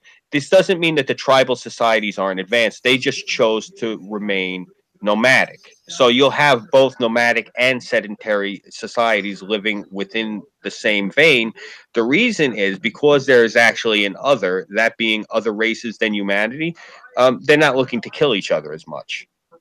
So basically, you'll have a lot less aggression between the human races and the human cultures because there's always another race or somebody there that they can actually focus their animosity towards. So the Mongols are more or less the Pony Express of Asia now. Well, yeah. You're not going to have Mongols and Huns looking to, go after other humans as much because now you have, orcs and hobgoblins and all sorts of other shit that they can battle. The same thing, like the Vikings. Yeah, the Vikings are going to be doing their raiding and their pillaging, but it's going to be curtailed because they're going to have trolls that they can hack through. I just realized that if we make a Mongol civilization, a wonderful rite of passage would be to slay an evil Chinese dragon. Just like the whole horde goes out one day, and that's dinner. Yeah. You can have things like that. Part of the thing, the coming of age for the Aborigines who do walkabout down in Australia. If they wanted to go out, they'd actually have to fucking hunt a Megalania prisca. That's one of those monitor lizards the size of a school bus. You're going to have, options like that. There are actually going to be Australian drop bears, which are those giant fucking koalas the size of a linebacker that drop on top of you and snap your neck. You're going to have all sorts of wild shit like that. Koala bears. Oh, yeah, now think about All it. Yeah, now, you're going to have, Let's go very quickly. It does sound very interesting, and I am interested in partaking at a later date, but as of right now, I am being heralded in for dinner. So, Ooh, food. all right, go eat. We're probably going to, I'm going to be streaming later with Weibo. I don't know if she'll probably send you a link or whatever, but yeah, we can recap this after. Well, you can, I'm going till 8, so I'm going another 45 minutes. If you want to hop back in, you can. Okay, yeah. Well, I might not. I don't know. I got a video that I'm exporting right now, so. Yeah, hey, if you can, you can. Yeah. Right. And yeah. Tell Weibo I'd be interested in joining later on tonight. Chances your video called when Gnome loves a dinosaur. No, it's far more interesting. So I'll have to take a look. See, it's all right. Yeah, you know what? I won't even spoil the surprise for you. Awesome, cool. All right. Was there seriously a gnome screwing a dinosaur somewhere that I missed? Yes. No. No. Yes. Thank Yes. you, Stewie. They created the hybrids called the normal source. Hey, Dune Styler, it's gonna be like Berlin but worse. No. All right, I'll catch you guys later. Talk to you later. Don't. Oh God. Don't. Oh. I have this terrible feeling that by de facto I'm gonna be your D&D's Hitler. No. I'm going to sit there and I'm going to wind up being this 83-year-old grumpy motherfucker in a red robe. First step to world domination, unite Central Europe. Oh God, I could totally. Hey, Bart, You might actually pull it Bartender. off after that. yeah, can you do me a favor? Send subject Baguette a link. I didn't realize that he'd be interested in this. Yeah. Oh, Thank you. he said he just told me that he'd love to join, but he's got to leave. But he's got to leave in 15 minutes. So. Damn it! Oh, all right. Well, I'm only doing this for another 45 minutes. He can hop in if he wants for like 10 minutes. I don't take it personally. He's It's his going fault. to church. He is not coming back in time. Ah, okay. Fair enough. Yeah. Was I gonna say I'm though? actually in a different live stream. What's I my- got pulled in. Did anyone else get that weird lag thing that like refresh closed Yeah, it everything? was. Only you, buddy. It's only you. Of It's, course. I mentioned being being two-dimensional fucking Adolf Drop Hitler off in a the video kids, game. or- And the police state decides to decide to go, oh, we're gonna look into this shit now. He said the magic H word. Oh fuck. Well. Wait. Remember, you're in a Yeah. stream with a German. Yeah, so yeah. Oh crap! So you're telling me I got you in trouble now? God damn it! No. Hey, I don't Count think so. Tankula went to jail for just teaching his. Almost went to jail for teaching his pug to be a Nazi. Could you imagine what they'll Say do the to him in word Hitler's Germany? words. Damn it! Quick, denounce me. Nope. Not happening. you know, I will say this though about Germany. I do like the stance that they take towards the Nazis. I really wish America would take a page out of their book and have the same stance towards the Democrats. But Oh, other God. than that, No. They're not doing it towards the communists. We also had communists. Okay. Remember that. yeah, I know they should actually take that same stance towards the communists. I agree with you. Exactly. Definitely. Death to the That- Reds. That's actually one of the other things. I'm glad you guys brought this up. As far as economic concerns go in this game, I'm trying to figure out. I don't know offhand I'll be which right back in. which race I would make communist. I think I would make Elves. actually. Elves. Elves, just the fact of the fucking elves. They're all egalitarian and shit. Make them ancoms. I actually was going to say I was thinking the Kender. I know I said I wanted to make them libertarians, but I was thinking of making their economics leaning anarcho-communist because of how insane they are. You know, I guess I've been trying to bat around a few ideas. Well, God. I was actually thinking, how about we add one more, the Giants, and essentially Yes. make them all things political. If there is a political stripe, there is a giant out there who will exemplify it. Be it Oh my God. full on Greco-Romans to Oh, God. ANCOM to the Nazis and everywhere in between. There is one city they run that they run that Nazi way. giant. Oh God. You actually read my mind because I was thinking of doing that with Hill Giants just because of how Hill Giants look. I was thinking you could, because they're giants, you could turn around and make them like these insulting stereotypes, but it's cool because they're giants. Like, I was just, God forgive me for what I'm about to. Can you imagine just Hill Giant Muslims walking around? No, I shall Walking not around forgive with you for Yes, I that. can because it's a theocracy. I can because it's a theocracy. Wait. There's no Christianity, right? So why would there be Islam? No, I'm Exactly. saying, bear with me. All right, now I'm just saying, it doesn't have to be Islam per se. Again, you can do the thing where it's an analog of it, like how they did. It wasn't really Islam, but there's an analog of it in Pathfinder. my thing is just to have them in those ridiculous fucking outfits with the fezzes, to have them sitting there, like that. You could do it where it's really fucked up, like how the Muslims, they 5 times a day they have to kneel and they have to like lay down. You could have it where the hill giants drop to their knees really hard and crack the pavement and slam face down to face whatever they're facing, and like the pavement cracks and everything gets knocked over into the air, and then they raise up and they do it again, and basically whenever they pray, they destroy wherever they're praying. You could do it like that. Just there is so much very they would subtle commentary. They would be thrown out you could do right away.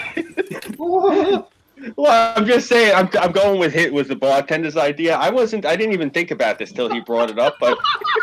Well, I'm actually thinking of it again. It goes back to Dominions. It seems that every single one of the giant races in that game is some sort of real-world super society in terms of, okay, there's the Spartans. Let's maximize everything that makes Sparta Spartan and make just their whole society run like it. That's how you ended up with Meccan. So honestly, that seems to be the logical extrapolation from this. Your hill giants are whatever political stance they are extremely political animals. Between them having a very rigorous political structures within themselves, but also you could actually flip some tables and make them actually surprisingly good orators and natural politicians in the good sense and the bad. Oh, great. So now we're going to have a giant Daruti. Oh, this is going to be entertaining. So, all right, I'm thinking instead of using hill giants, we could use Verbeeg. Because what Verbeeg are, they're actually the giants that look like giant humans, as opposed to hill giants, which look like really bad drawings of cavemen. So that's kind of the Dominions 5 route with it. Honestly, I wouldn't be surprised if you threw in a whole bunch of races that exist for various reasons. There's one race in that game that exists literally because they used to control the gates to the underworld. Then they fucked up. Now you're cursed. Get the hell out. I have to look then. I have to see what they have in Dominion. I got to look at the different races. Like, one of the things that I wanted to put in here, like, if you look on the maps that I uploaded in the Discord, I blew up and zoomed in on the Mediterranean. Now, because of the lower sea levels, you can actually look, and Greece and Turkey now form a natural alcove of the way the islands are. It's actually a perfect circular harbor. Yep. What I was thinking of doing was, in that area, that little circular harbor, you make that where that's actually like the center of the entire Eurasian continent. And what you would put there is like, that's like the main port, the way like, back in the 19th century, how New York was the main port for the entire United States. You'd have this area where Greece and Turkey meet. That's like the main hub port. One problem with the Mediterranean, if the sea levels are lower, is it's landlocked. Yes, it's a landlocked sea. That's my point. It's not that type of a port. Okay. This is going to be a space port. That's the reason it's on a landlocked ocean. Okay. That way it can't actually spill out into the rest of the planet. But because of how it's connected, there's all the rivers that feed into there and all the streams. It's basically like the natural meeting place. That's the way I was doing it. So what it was basically like, that area is where you're going to have like the shit that went on in Star Wars, like Tatooine, like the cantina, how everyone was coming from all over the place. That's where they would meet. I wanted to put it there for a few reasons, just because, I wanted to make it like, you have like ancient Greece, you have, like this whole sort of feel there. But at the same time, that's where you have like your big Stargate, where shit's coming from other dimensions. You have it all in that one area. Just because I wanted to put it there, just to keep it the fuck out of the rest of the game. You know what I'm saying? Like, yes, it has to exist somewhere. Let's just have that be the sacrificial anode. Right, because if you look, like either way. There's so many mountains that you have to get over to get there from Europe. And the same thing to get there from Arabia, and basically the Mediterranean is surrounded by mountains for the most of it. Yep. So, there's that one blank spot between, like once you get past Italy, it's open. The whole shoreline is open all the way down to the Iberian Peninsula. But again, people are going to be on foot. You'd have to then go all the way around the Alps, get to what is now the beginning of France, then get back in the water and go circumvent Italy and Sicily and all this shit. Just you know what I'm saying? I made it where it's just Or it's you in the go most through pain. Greece, which is not exactly better. Right. It's just Like it's such a going- such a pain in the ass to get there. Is my point. Going through Slovenia, then Yugoslavia, basically. Yeah. It's mountains all the way.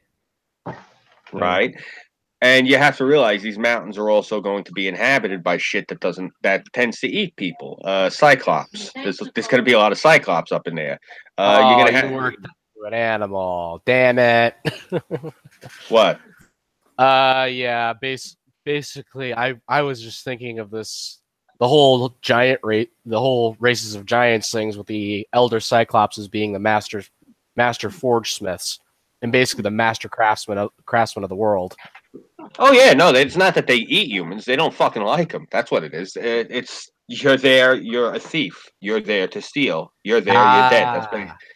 Yeah. No, I actually had worked it out where Cyclops. This is the thing. Cyclops do not eat humanoids unless they're like furries. Like unless it's an animal. Yeah, unless it's an animal person, they do not like to eat humanoids. That's actually. Of experiments with cannibalization until they basically just figured out, you know what, you suck as meat. Go. Yeah, they don't like the taste of humans. That's the thing. Human beings, the only thing that really like eats humans are trolls and ogres. And they're too stupid to know better, right? Ooh, what about the goblins and shit? Do they eat humans? No. Goblins got a thing for believe it or not, I'm basing a lot of the lore of these things off of just it so happens he agrees with the way I was designing it. He's in my server. I sent you guys his server link. AJ Pickett, the Mighty Glue Stick. That guy. Yeah, you're the one who sent that. Yeah. Well, I like his lore videos. He does really good work with them. So what it is basically like goblins. Goblins will not eat food unless it's spoiled because unless it's got like mushrooms and mold on it and shit, it doesn't taste good to them. Yeah, goblins, like if you got a fridge and in the summertime it accidentally gets unplugged and left for a week, you're gonna find your house kicked in because goblins wanted to get into the fridge because it smells like a barbecue to them. That's funny. That's basically. Yeah, exactly. I wouldn't go into your house for a barbecue. Well, I'm just saying, like goblins. You know what I'm saying? That's like to them, to their nose and their palate, that is delicious. Makes sense. Yeah, ogres will only eat other humanoids. Ogres will not eat. Like if you show up with venison, well, first off, you're crazy showing up to hang out with an ogre. It's gonna try to eat you. But if you show up with venison, it's like you're trying to give it dog shit. It'll freak out. It will not. It doesn't want it. Hey, Baguette, what's going on, bro? Hello. Turns out I'm not going to church apparently, so I figured I'd hop in. Yay! Okay, cool. Congratulations for your heresy. Yeah, we got a half hour still left. Yeah, but I'm assuming you've been listening then, so you know what we're talking about. Yeah, kind of off and on. All right. You got any input? Any questions? Anything you want to add? No, not really. We can just keep going, I guess, with whatever you were doing. All right, cool. I was just let me see. I actually lost my train. Eat humans. Ogres. Yeah. Well, the way I had it designed was they only eat humans and humanoids, but humans are their favorite. Now, what I had told my mother, I was thinking about this. I had heard this. It's one of those things like you read a lot of these legends, and people tend to, I guess, they're waxing poetically. But one of the things I had told my mother was what it would be interesting is when you have ogres and they live like in a clan setting, that they have this big stew pot. And, they're adding their vegetables to it and they're adding all this stuff. And they constantly keep this stew pot going on a low burn. Mm-hmm. Now, this is the thing. The stew pot is always going. They're always adding different parts of people to it. They're adding different ingredients like vegetables, spices. Now, this is the thing. If it wasn't now, trolls are actually known for this. You're not gonna you believe it or not. Trolls are known for their skills at for whatever reason, chemistry and alchemy. And ogres are actually known for their ability to make soups and gravies. So, yeah, you're actually going to have a lot of times where these things will get into brawls because they, for whatever reason, when you have these dark armies congregating, these are the ones that they actually wind up putting in the kitchen are ogres and trolls because the food comes out banging. That's actually that's why if you remember in The Hobbit, the trolls were actually cooking because they're actually good at this shit. Now, this is the thing now, ogres will not eat trolls because trolls taste disgusting to them. Trolls, on the other hand, love the taste of ogre. Oh, so cool.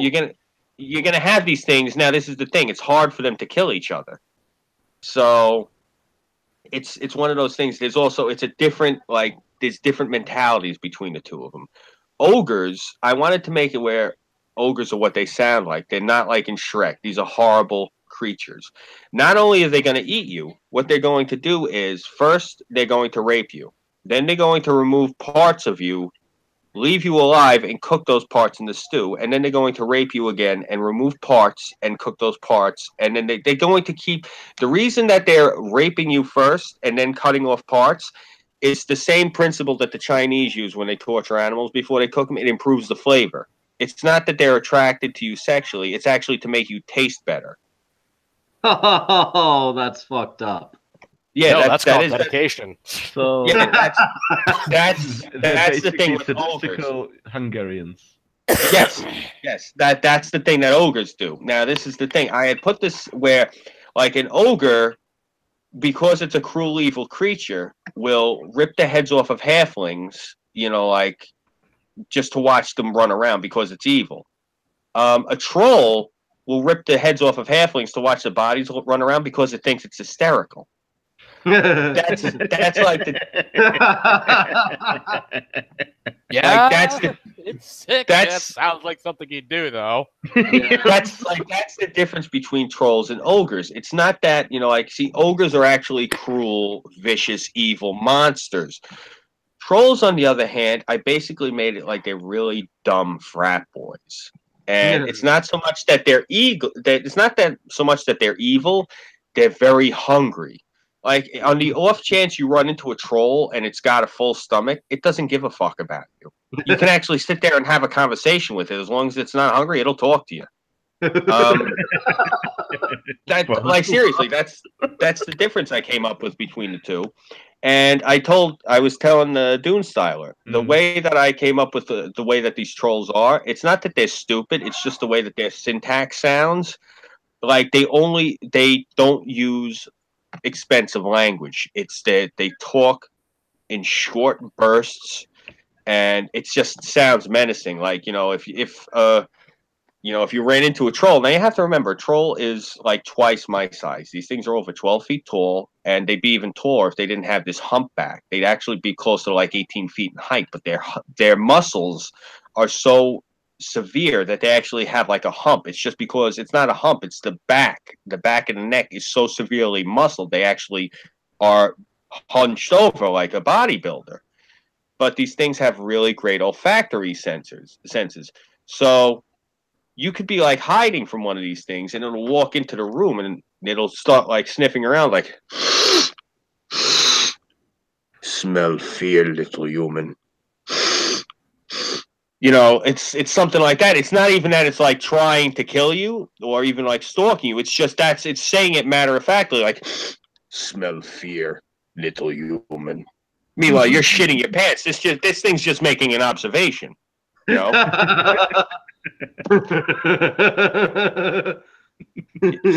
that's basically how much I fleshed out so far. This is like just what I've worked out. But basically, one of the things I wanted to mention, it's part of the other reason I was doing this, is the problem I've been having with D&D and Pathfinder. When I say to you trolls, now if you're a really hardcore player, you're going to say to me, okay, what type of troll? Ice troll? water troll, river troll, mountain troll, rock troll, stone troll. Yeah, we talked about that. Yeah.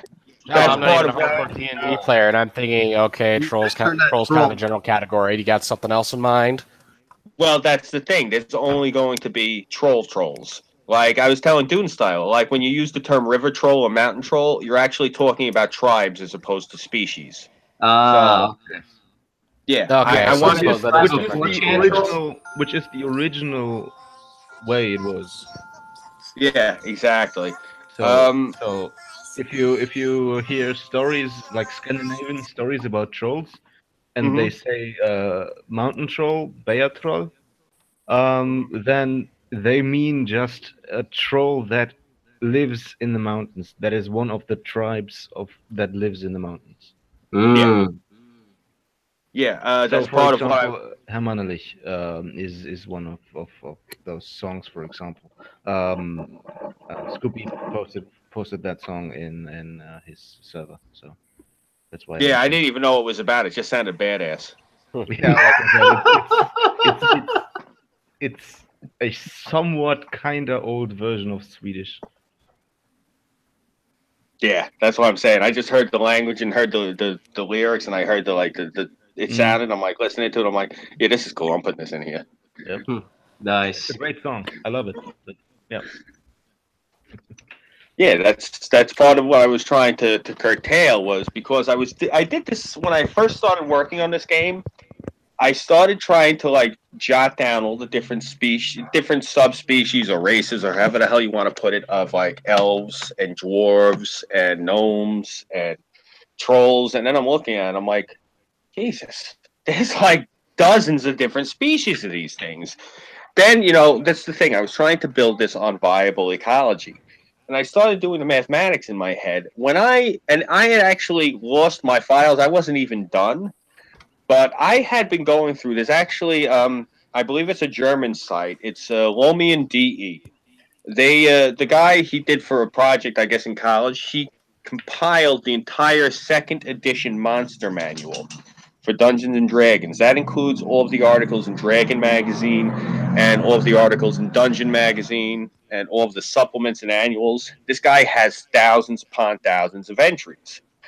So I was doing the math in my head, not even like races that live like humanoids, like just intelligent races, like things that could talk and read and shit. There's about near 8,000 different species in that game that can speak and think.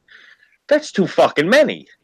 So there's no way on Earth there's no way I can think of that any planet could hold that many, like sentient life forms that have like their own societies.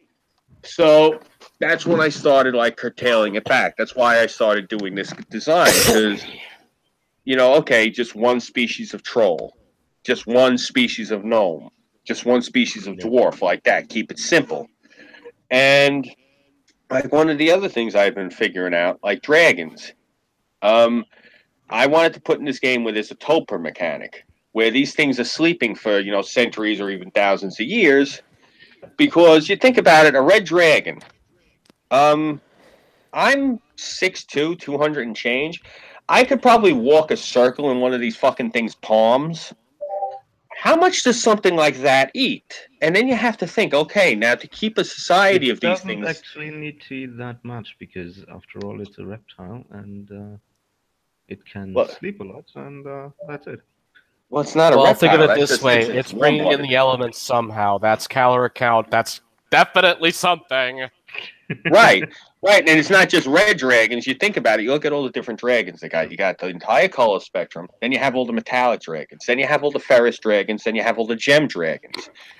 Now, if these things aren't sleeping like thousands of years at a clip, you got a lot of dragons, and there's not a lot of shit for them to eat.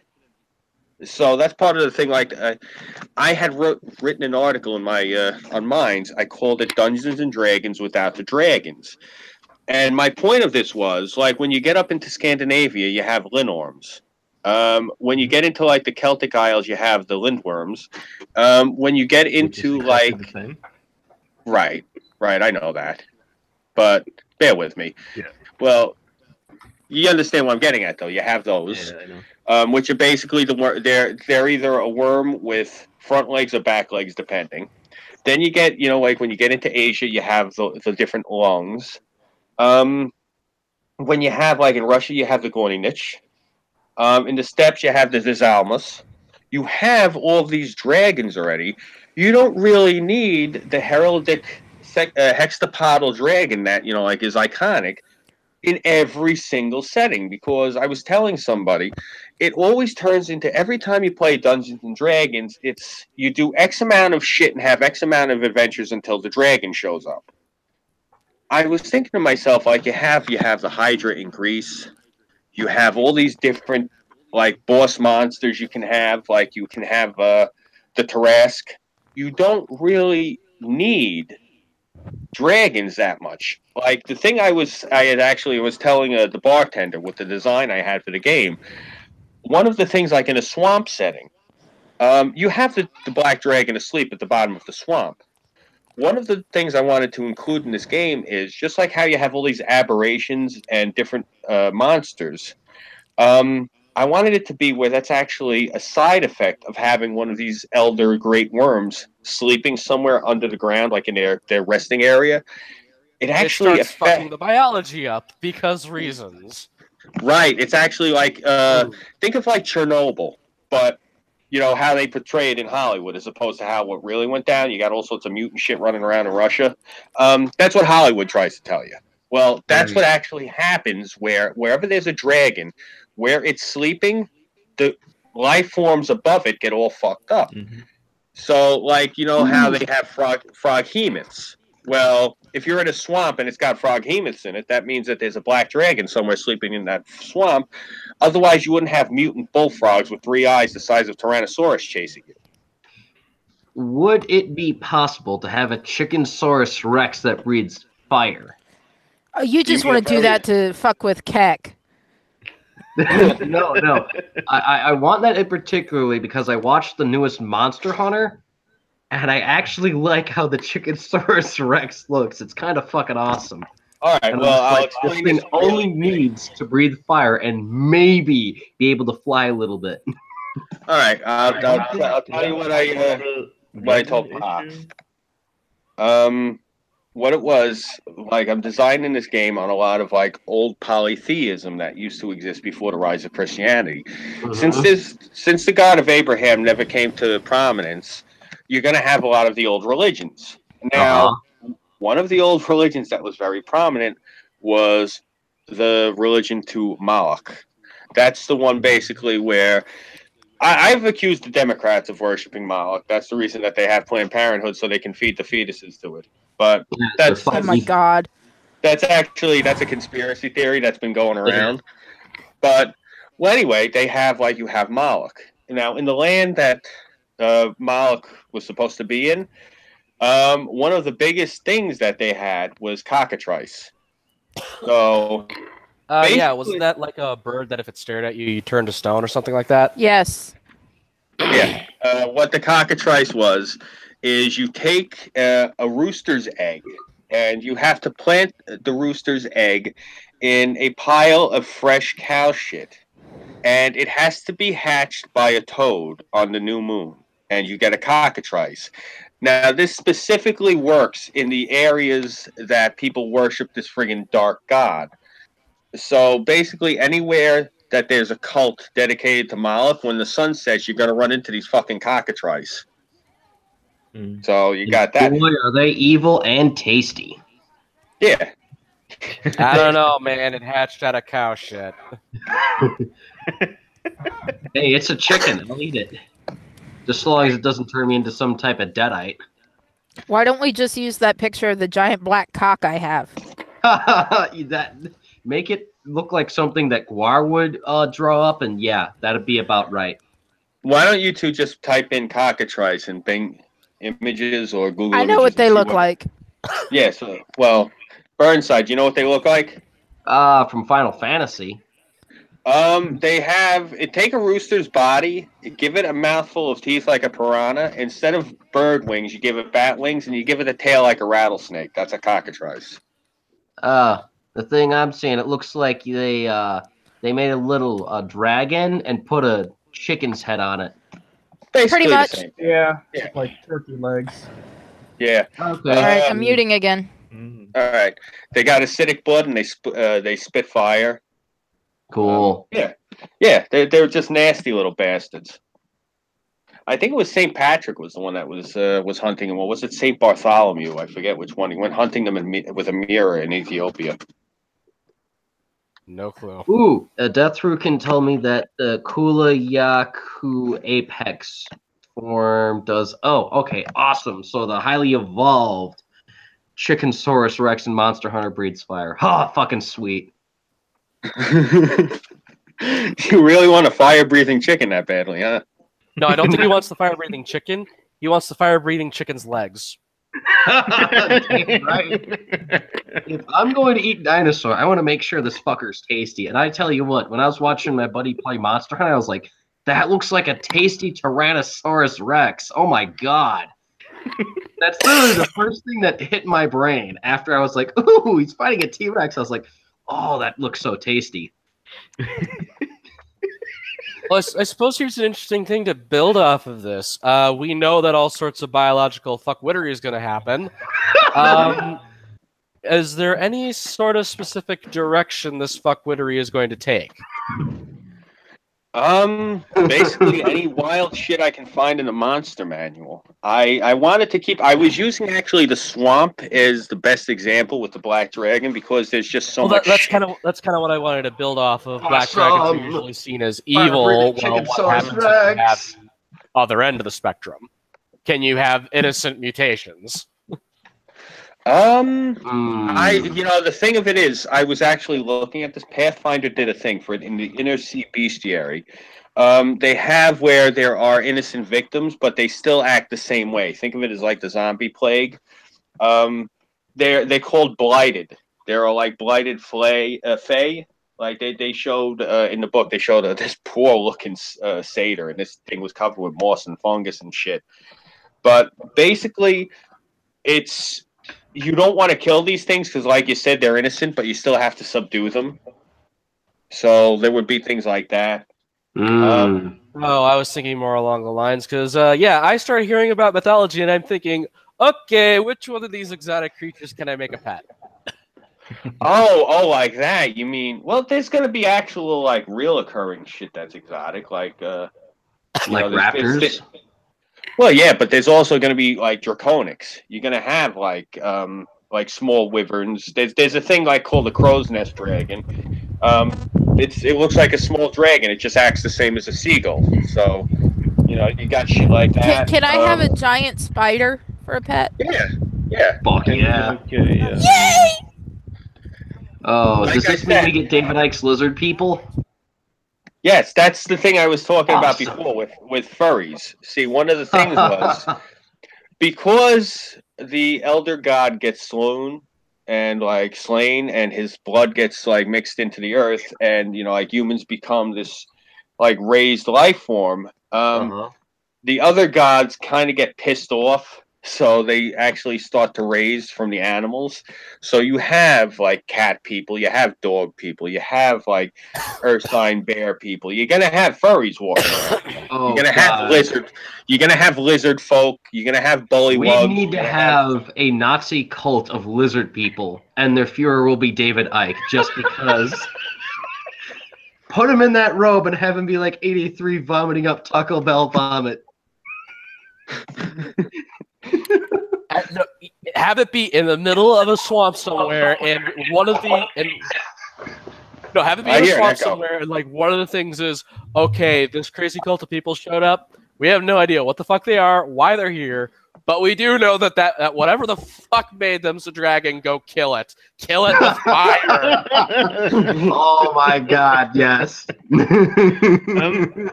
Can you create a society basically of dragons in China?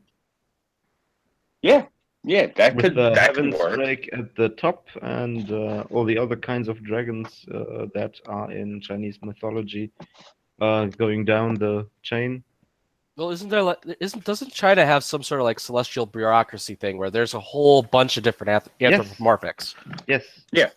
Well, that's almost one of the ways I would almost want to see this taken. You have in Asia essentially a society that's inadvertently formed up against this whole thing.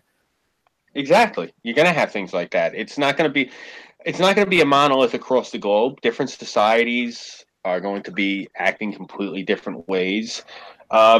Like one of the things was I wanted to make it where even though humans are all over the map, the furries are definitely going to be like they would pretty much be our allies. I wanted to make it where basically they're not as insane as human beings. They're a lot more level. So I'm calling them furries just because that's what everyone knows them as. I figured if I called them anthropomorphs, everyone's gonna be huh.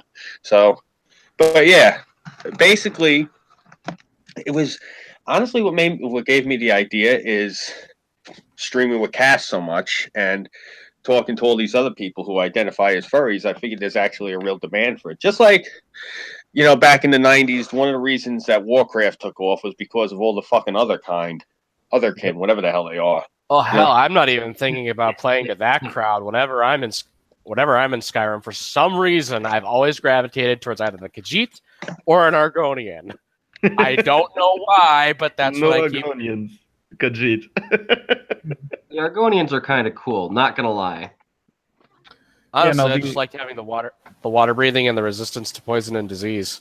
Yeah, I was gonna say the Argonians are pretty useful when you're trying to swim across the world to that island where your quest is located. I'm gonna have to look up Skyrim. I am not following this conversation at all. Basically, I'd either pick a cat person or I'd pick a person. Like I told you, it's like Americanized version of the North. Yeah. Okay. So I'll look into it's it. pretty not cool. a priority for you right now. Yeah. Like I said, I sent you a link for an offer for Gothic, for all the 3 Gothic games that are decent enough to play. After that, Ooh, okay. Downhill. So everyone who is interested in a German role-playing game, it's old, yes, but it's good. It's in my opinion, the best role-playing game before The Witcher 3 came out. Nice. Of all games. And without the suspected plagiarism. Yes. And yeah, it's pretty old, but yeah, if you're interested in a German role-playing game, Gothic is the way to go. I'll I definitely have to check it out. Yeah. And on GTA, it's for not even €2. So Do you know if they have an English translation? yes, they do. Oh, beautiful. Yeah. Yeah, And there's actually another game I was. If you do buy it, hit me up, because then I can give you the system packs and shit. Definitely. To run it on the Goodies. new PCs, because the games are like from 2001 and 2004, I think. Okay, Yeah, I I can already definitely- tell. So you need the community versions of the engine, basically. But there's community versions of it, so yeah. All right. Ah, okay. I got to get this computer that I'm looking at. I'm going to see if I can actually get the thing running before. If I can get it running, then yeah, definitely I'm going to do that. You can I run it on any myself PC. am pretty loyal to Daggerfall because it can run anywhere. And you'll be running any Gothic is and the same. everywhere. Yeah, I'm actually, sorry. I am completely illiterate as far as any electronic computerized games within like the past 15, basically since I got married. My wife did nutted me electronically. So Ow. anything you guys have been mentioning, please post it in the Discord, the Dungeon Masters keep, so I can look at it later. But yeah, I'll definitely look at all of this shit. Let me see. We're down to the last 5 minutes, guys. Do you guys have anything you want to say to wrap this up? Any last minute thoughts or questions? Yes. Okay. Not only should we have fire-breathing Chickensaurus rexes with limited flight capabilities and raptor versions. Just for comical shits and giggles, I dropped a video in the side chat here. Dune Styler cannot watch it because it's illegal in his country. But on the subject of lizard Nazis making fun of the whole David Icke conspiracy and that, I put a little snippet there on the side, and I was like, we need to make this the cult of David Icke lizard people. All right, I'll look into it, definitely. It is disturbing, though. Everything about David Icke is disturbing. I like David Icke. No, this one's not particularly David Icke, but being that you already know David Icke, I was like, all right, let's take this, mash it with lizard people, and then mash David Icke in there and make a monstrosity out of it, and just have a bunch of goose-stepping lizard cultists. Well, do you know what the Ophidians and the Yuan-Ti are in Dungeons and Dragons? No idea. All right, AJ had put up a video. I'm going to send it to you about the Yuan-Ti. Basically, what they are human beings who use arcane rituals to turn themselves into snake people. So, yeah, that might actually be within the vein of what you're looking at, because they're actually a fan favorite. Like, there are actual snake people in the game, but they're actually friendly towards human beings. They just look like snakes. These things look similar, but they're actually like evil, dark god worshipping humans who mutate themselves into snake men. So it's a whole different kettle of fish. Okay, so they're like the Lamia? Yes. Okay. Well, in this game, actually, though, this is the thing. In this game, Lamia are a type of shape-shifting vampire based off of like the mythology. It's based off of like what there was in Dungeons and Dragons. It's just like it's a little bit more explained and expounded upon. Okay. But yeah, like two things. I took it back to mythology. Lamia are shape-shifting vampires. They can take a couple of different forms. They can either show up as a human being or as a centaur or made up out of bugs and snakes and shit. All sorts of things. The other thing is sirens. In the Mediterranean basin, in the Mediterranean Sea, a siren, a lot of people don't realize, they think that they're just mermaids. These things can shift between a mermaid, a human form, and a harpy. So, yeah, just the little things like that, like I put back in, because, you're going to have mermaids and harpies. Fuck, you might as well have something a little tougher that can shift between the two. So, right. Yeah, those things are going to be in there. But yeah, that idea you have with the snake people, I'll send you the link after we're done. Definitely take a look at it. It might actually be exactly what you're talking about. In the analog, in the game, in Forgotten Realms, these things live in the Yuan-Ti live in the jungles of Chult. That's basically supposed to be like the Indian subcontinent. So basically, you're going to have your evil snake people living in India. Cool. So I could totally wing this to some sort of degree, given that the Indians have some type of ultra Caucasia gods, ironically called Aryans. Aha! I can wing this. I can wing this mockery. Oh. Well, we're kind of deviating a little bit, but I'll send you the other video. It's by Robert Sepulcher, I think, or Selcher, or however his name is.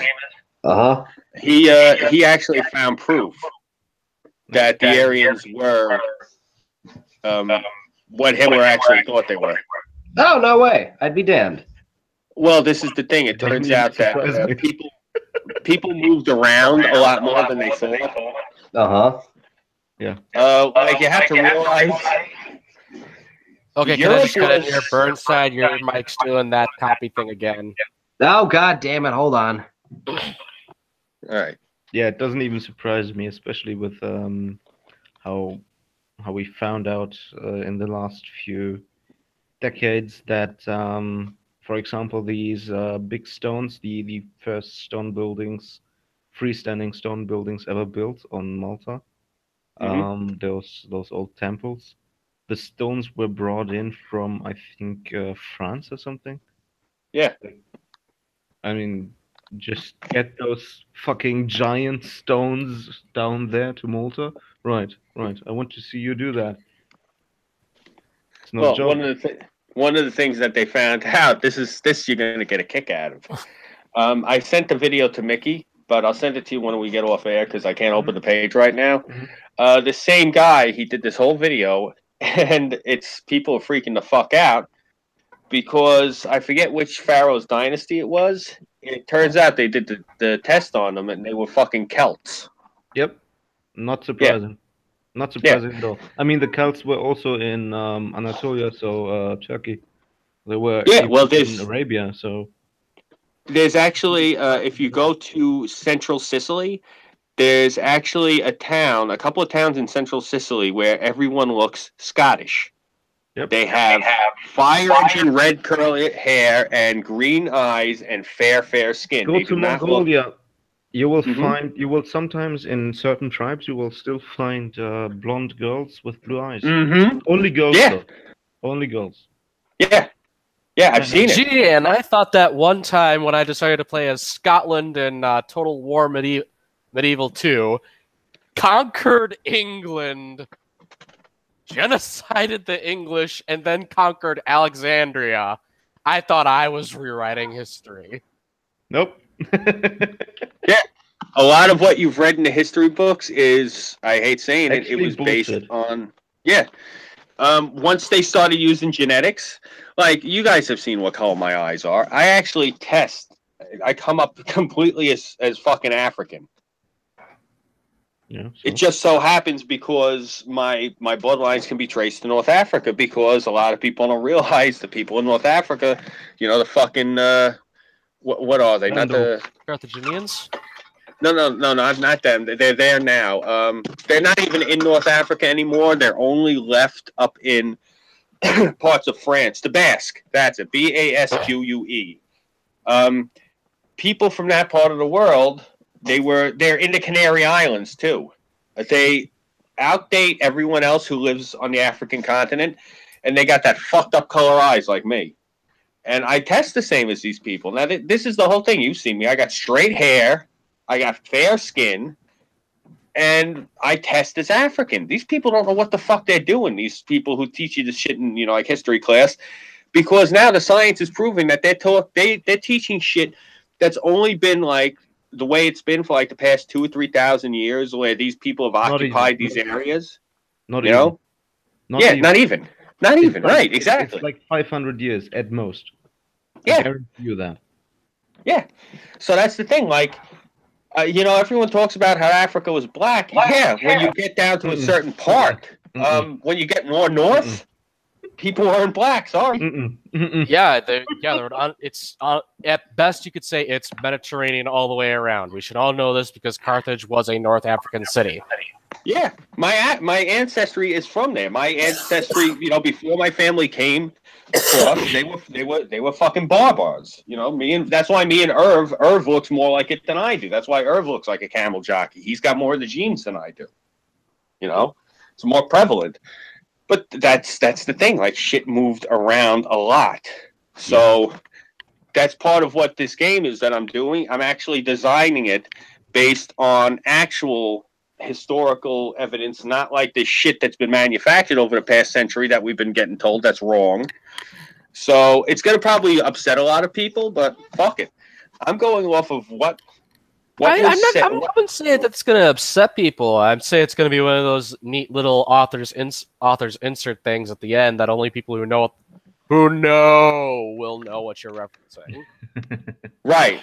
Well, when people go and they, when they go to play this game and they look and the Egyptians don't look black, they're going to be like, "What the fuck? This is whitewashing." That's what. No, sorry, it's not. No, we're not blackwashing.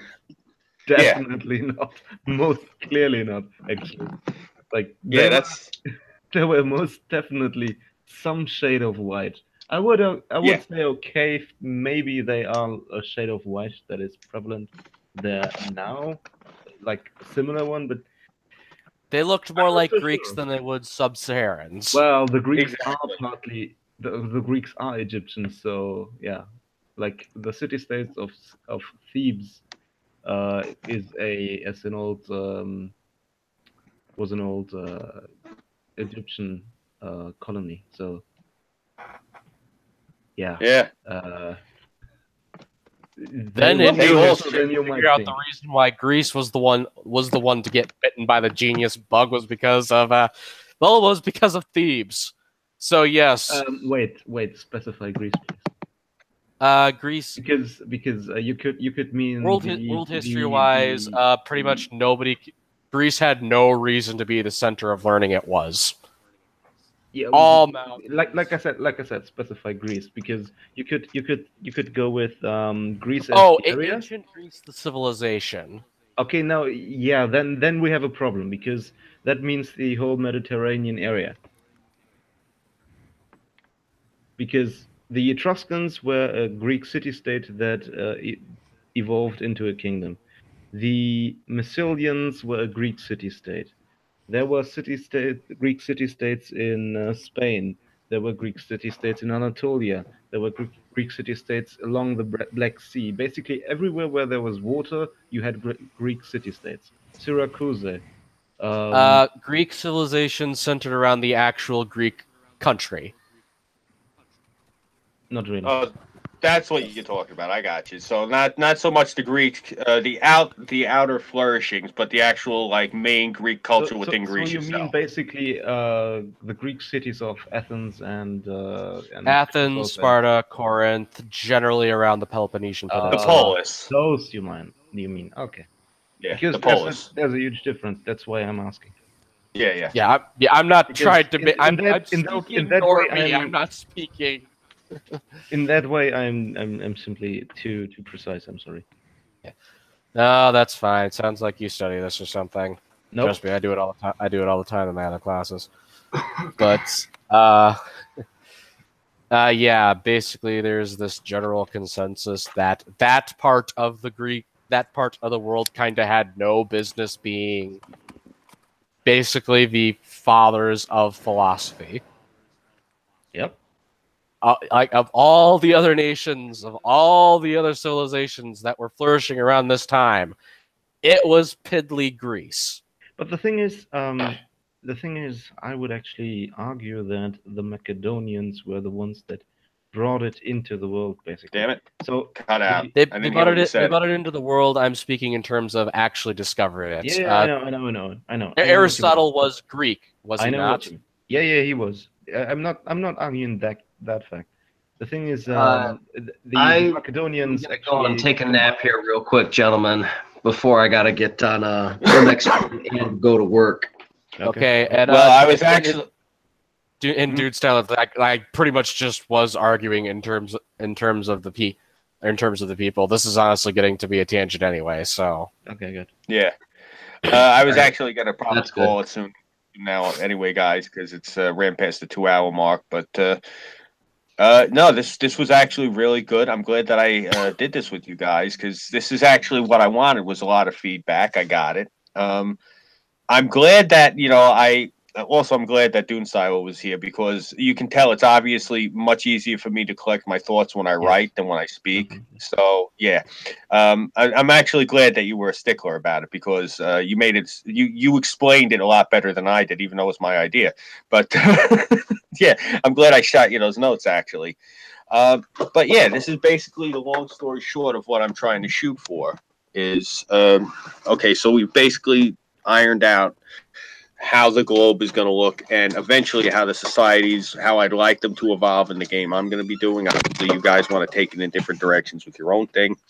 I'm going to try within the next week or two because, it's down to crunch time with me for college. So All I'm right. going to try in the next week or two to start ironing out those maps. If you guys know any programs that are good for map making, if you could maybe shoot me the links again in Discord. But I'm going to try to get this dog and pony show up off the ground by Memorial Day so we could actually, at least I'll have the maps done by then. So, yeah, I'm going to probably try to do another one of these streams in the next week or two. Just as a follow-up, I'll send you guys the link. And, yeah, guys, I really appreciate you hopping on here and hanging out with me and helping me with all this. It seems like I'll be a lot more help once you get down to narrowing out what exactly those societies will be. I have a hell of a lot of reference material. Oh, I Yeah. know I'll definitely come up with all sorts of crazy ideas. Like unless Foster really doesn't like the idea of chicken sauruses, I'm absolutely gonna run with it. Just because Monster Hunter plus fire breathing equal tasty creature to eat, and definitely unless it will get Dune Style arrested, I'm gonna make an SS cult of these goofy lizard No, people it won't. just It because won't. it's It won't. funny. No You can worries. It won't. actually, Foster could actually, if he wanted to, because of the way I've designed the game, if he wants to do a write-up, he could come up with a cult of the slaughtered hen, where there's a bunch of people, like they're zealots, and they go and they slaughter chicken farms. He can come up with that if he wants. I have no problem with that. You see, that's the beauty of it, because you see, I have no problem. Any crazy shit you want to come up with, okay, we'll throw it in there. I'm cool with it. All right, totally. You know, like one of the things I had come up with that I designed was there's a group of crazy women that run through the streets naked, except they have pink hats on their heads, and they look for men, and they try to castrate men with their teeth. So the Maenads, bitches of sisters. Yes, exactly. No, they're called the nasty women. The nasty women run through the streets with their pink hats, and they try to castrate. That might be a bit too hard out there. You couldn't be more obvious. Well, I don't care about the obviousness. That's why I said that the gnomes are SJWs. Seriously, I was actually thinking of making the gnomish flag, where it's just a pink fist surrounded by a rainbow. I could totally do that. I could totally do that. I could go behind that, but the problem is I just don't see the gnomes as being really effectual. Like That's they the are whole point. full SJW. They are that impotent. Yeah, you know what it is, because you got the gnomes, and I'm just picturing these people with these, these placards and the pink hair and all that shit because they're gnomes, and then those ridiculous high voices like "Love Trump's hate." Seriously. Think about it. Think about their slogans. Now just picture a bunch of gnomes saying that shit, like "Love Trump's hate, vote for Hillary." No. Oh God. Oh, this just got worse. Champions and evil. No, remember what I said about who are going to be the uber politicians of all the races? Yeah. They're giants. Oh God, giant SJWs. Oh God, one of them's going to be a giant orange potato. Okay, half yes, half who actually is going to be Trump in your world? Oh God, A giant orange potato. It's going to be a he must huge be- fucking sweet potato. Apolitical, so. Well, I mean, you could take it I that way. made an 18-foot giant character, but I'm actually very kind, very sweet. I like little humans, and I don't like to eat them. No. They're very terribly tasting, but they're good people. They're great people. So we're gonna have a giant Kennedy. Because your Trump constantly sounds like JFK, bro. God damn it! I'm sorry. Every time I see him on TV, he's just always sounding so fucking pragmatic and shit. So that's the only way I can interpret. I told I can mimic him. You've been talking to me for months, and you haven't heard the way I speak yet. I speak like Trump. I live 20 minutes away from where he grew up. I know. Seriously, I use the same. Don't quit your day job. It's actually a night job. But actually, to answer your question, bartender, in the game, Trump is obviously the God Emperor. Oh my fucking gods! Oh. Yeah, seriously. Well, why do you think I told you that the way I'm designing it for myself, the analog of it that I would be playing on would be the map I use. The map I use is the map. Okay, so I'm gonna make a picture of a giant orange potato with Trump hair and this little tiny tiara on it. No, there's already a picture of him where he looks like Caesar. That's actually the one I was going to use because the way I was going to make it is Trump is Caesar in my game. Trump is Caesar ruling over a Rome or just ruling? Oh, fuck. Why don't we just make Trump Caligula? Oh, Caligula can't hold a handle to Trump. Oh, No, but their mentality's the same. is this Well, going I to tell you what. I'll go out for this, Tara. If you can look it up in Google Translate, type in English to Latin, little hands, because Caligula means little boots. So I'll go that one with you. No. Like serious question now. Is Trump is Caesar? Yes. Is he ruling Rome though? I wanted to make it where it was actually the Eastern and Western Empire. I wanted him ruling it all. So The whole Mediterranean. will there be space marines? That is the next important question. Exactly the right question. Will the God Emperor have his space marines? I was thinking actually, I wanted him to have golems made out of solid gold.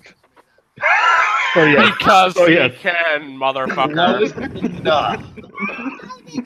I could probably tweak those to look close enough to like giant space marines or some shit. It's Palomanes. There you go. Palomanes. There God you go. God God Emperor. Emperor Palomanes. There you go. Awesome. All right, I gotta mute myself again. With The great empire. No. What's gonna happen? It's gonna have a pair of golems made out of gold with brass balls and diamond eyes. And not only will they have giant hands, they'll have giant chainsaw swords. Oh man. UC, no. Their mere presence harms anyone who would dare touch the God Emperor.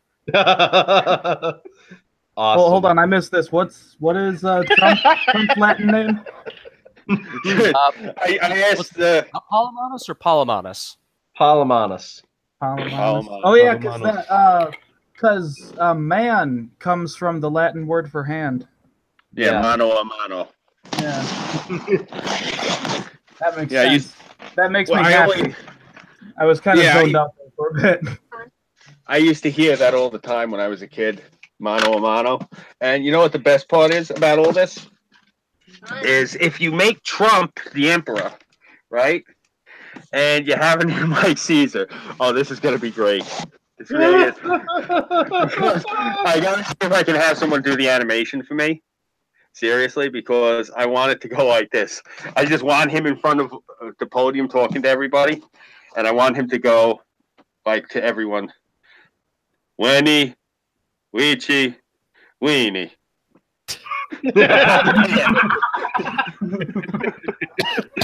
I'll see what I can do. I thought you'd like that.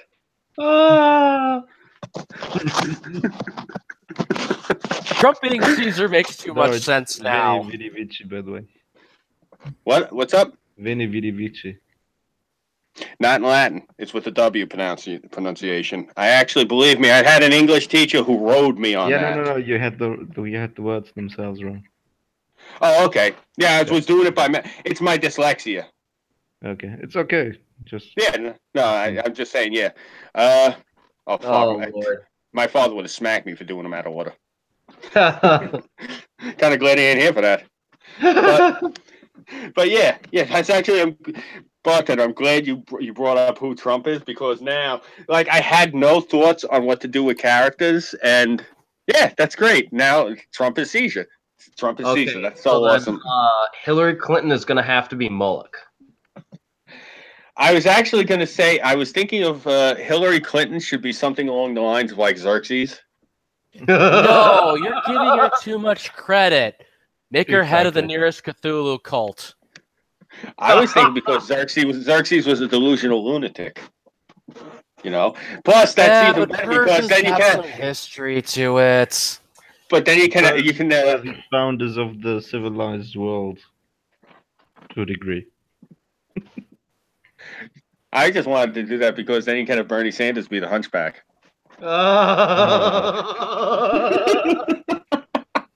Oh God. No, Bernie Sanders is going to be the ineffectual constant challenger to Caesar Trump, who basically constantly sides the gnomes and never gets anything done. Hillary would be Femina Mortiforum. Deadly female. Okay. I don't think being in her presence counts. Yeah. I don't know. She does have this noxious evil that just floats around her.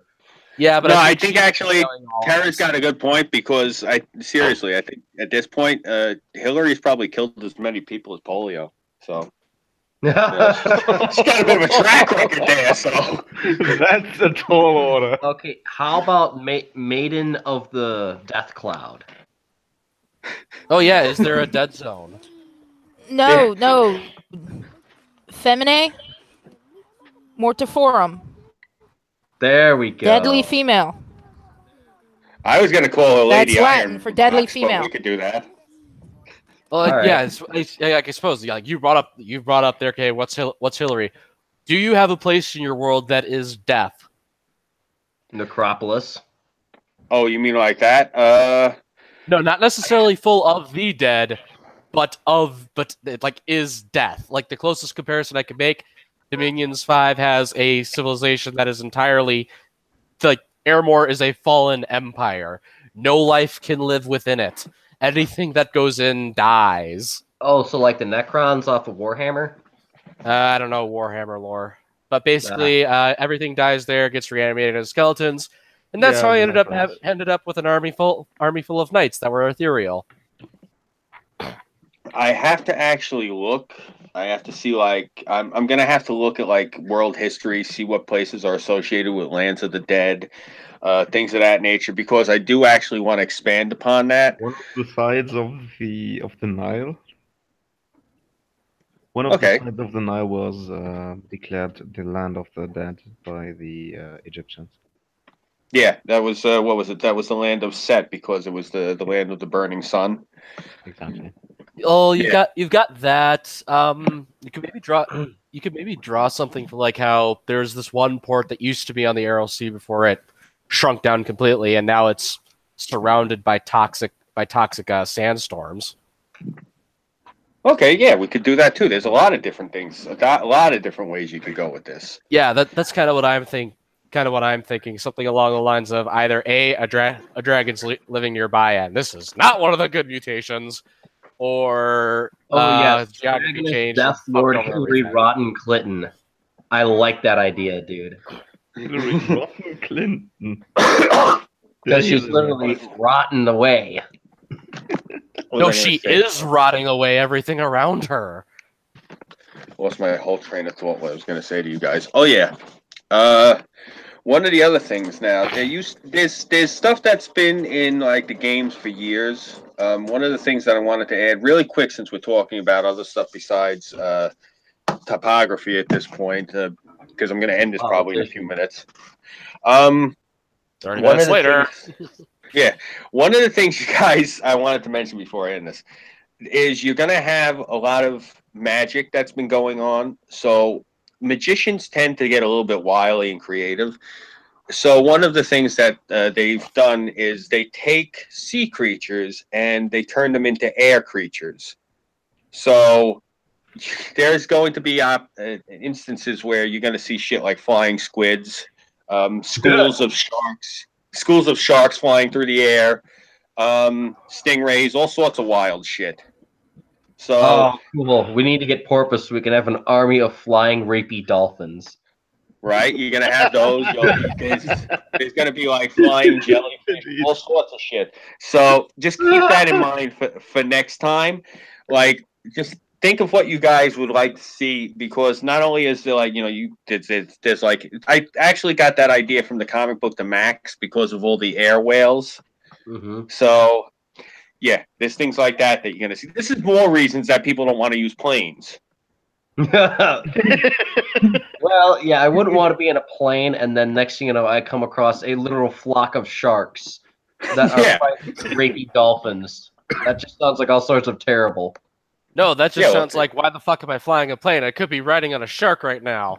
A shark is just so happens to be trying to fend off 3 rapey dolphins. Yeah, I don't know about that.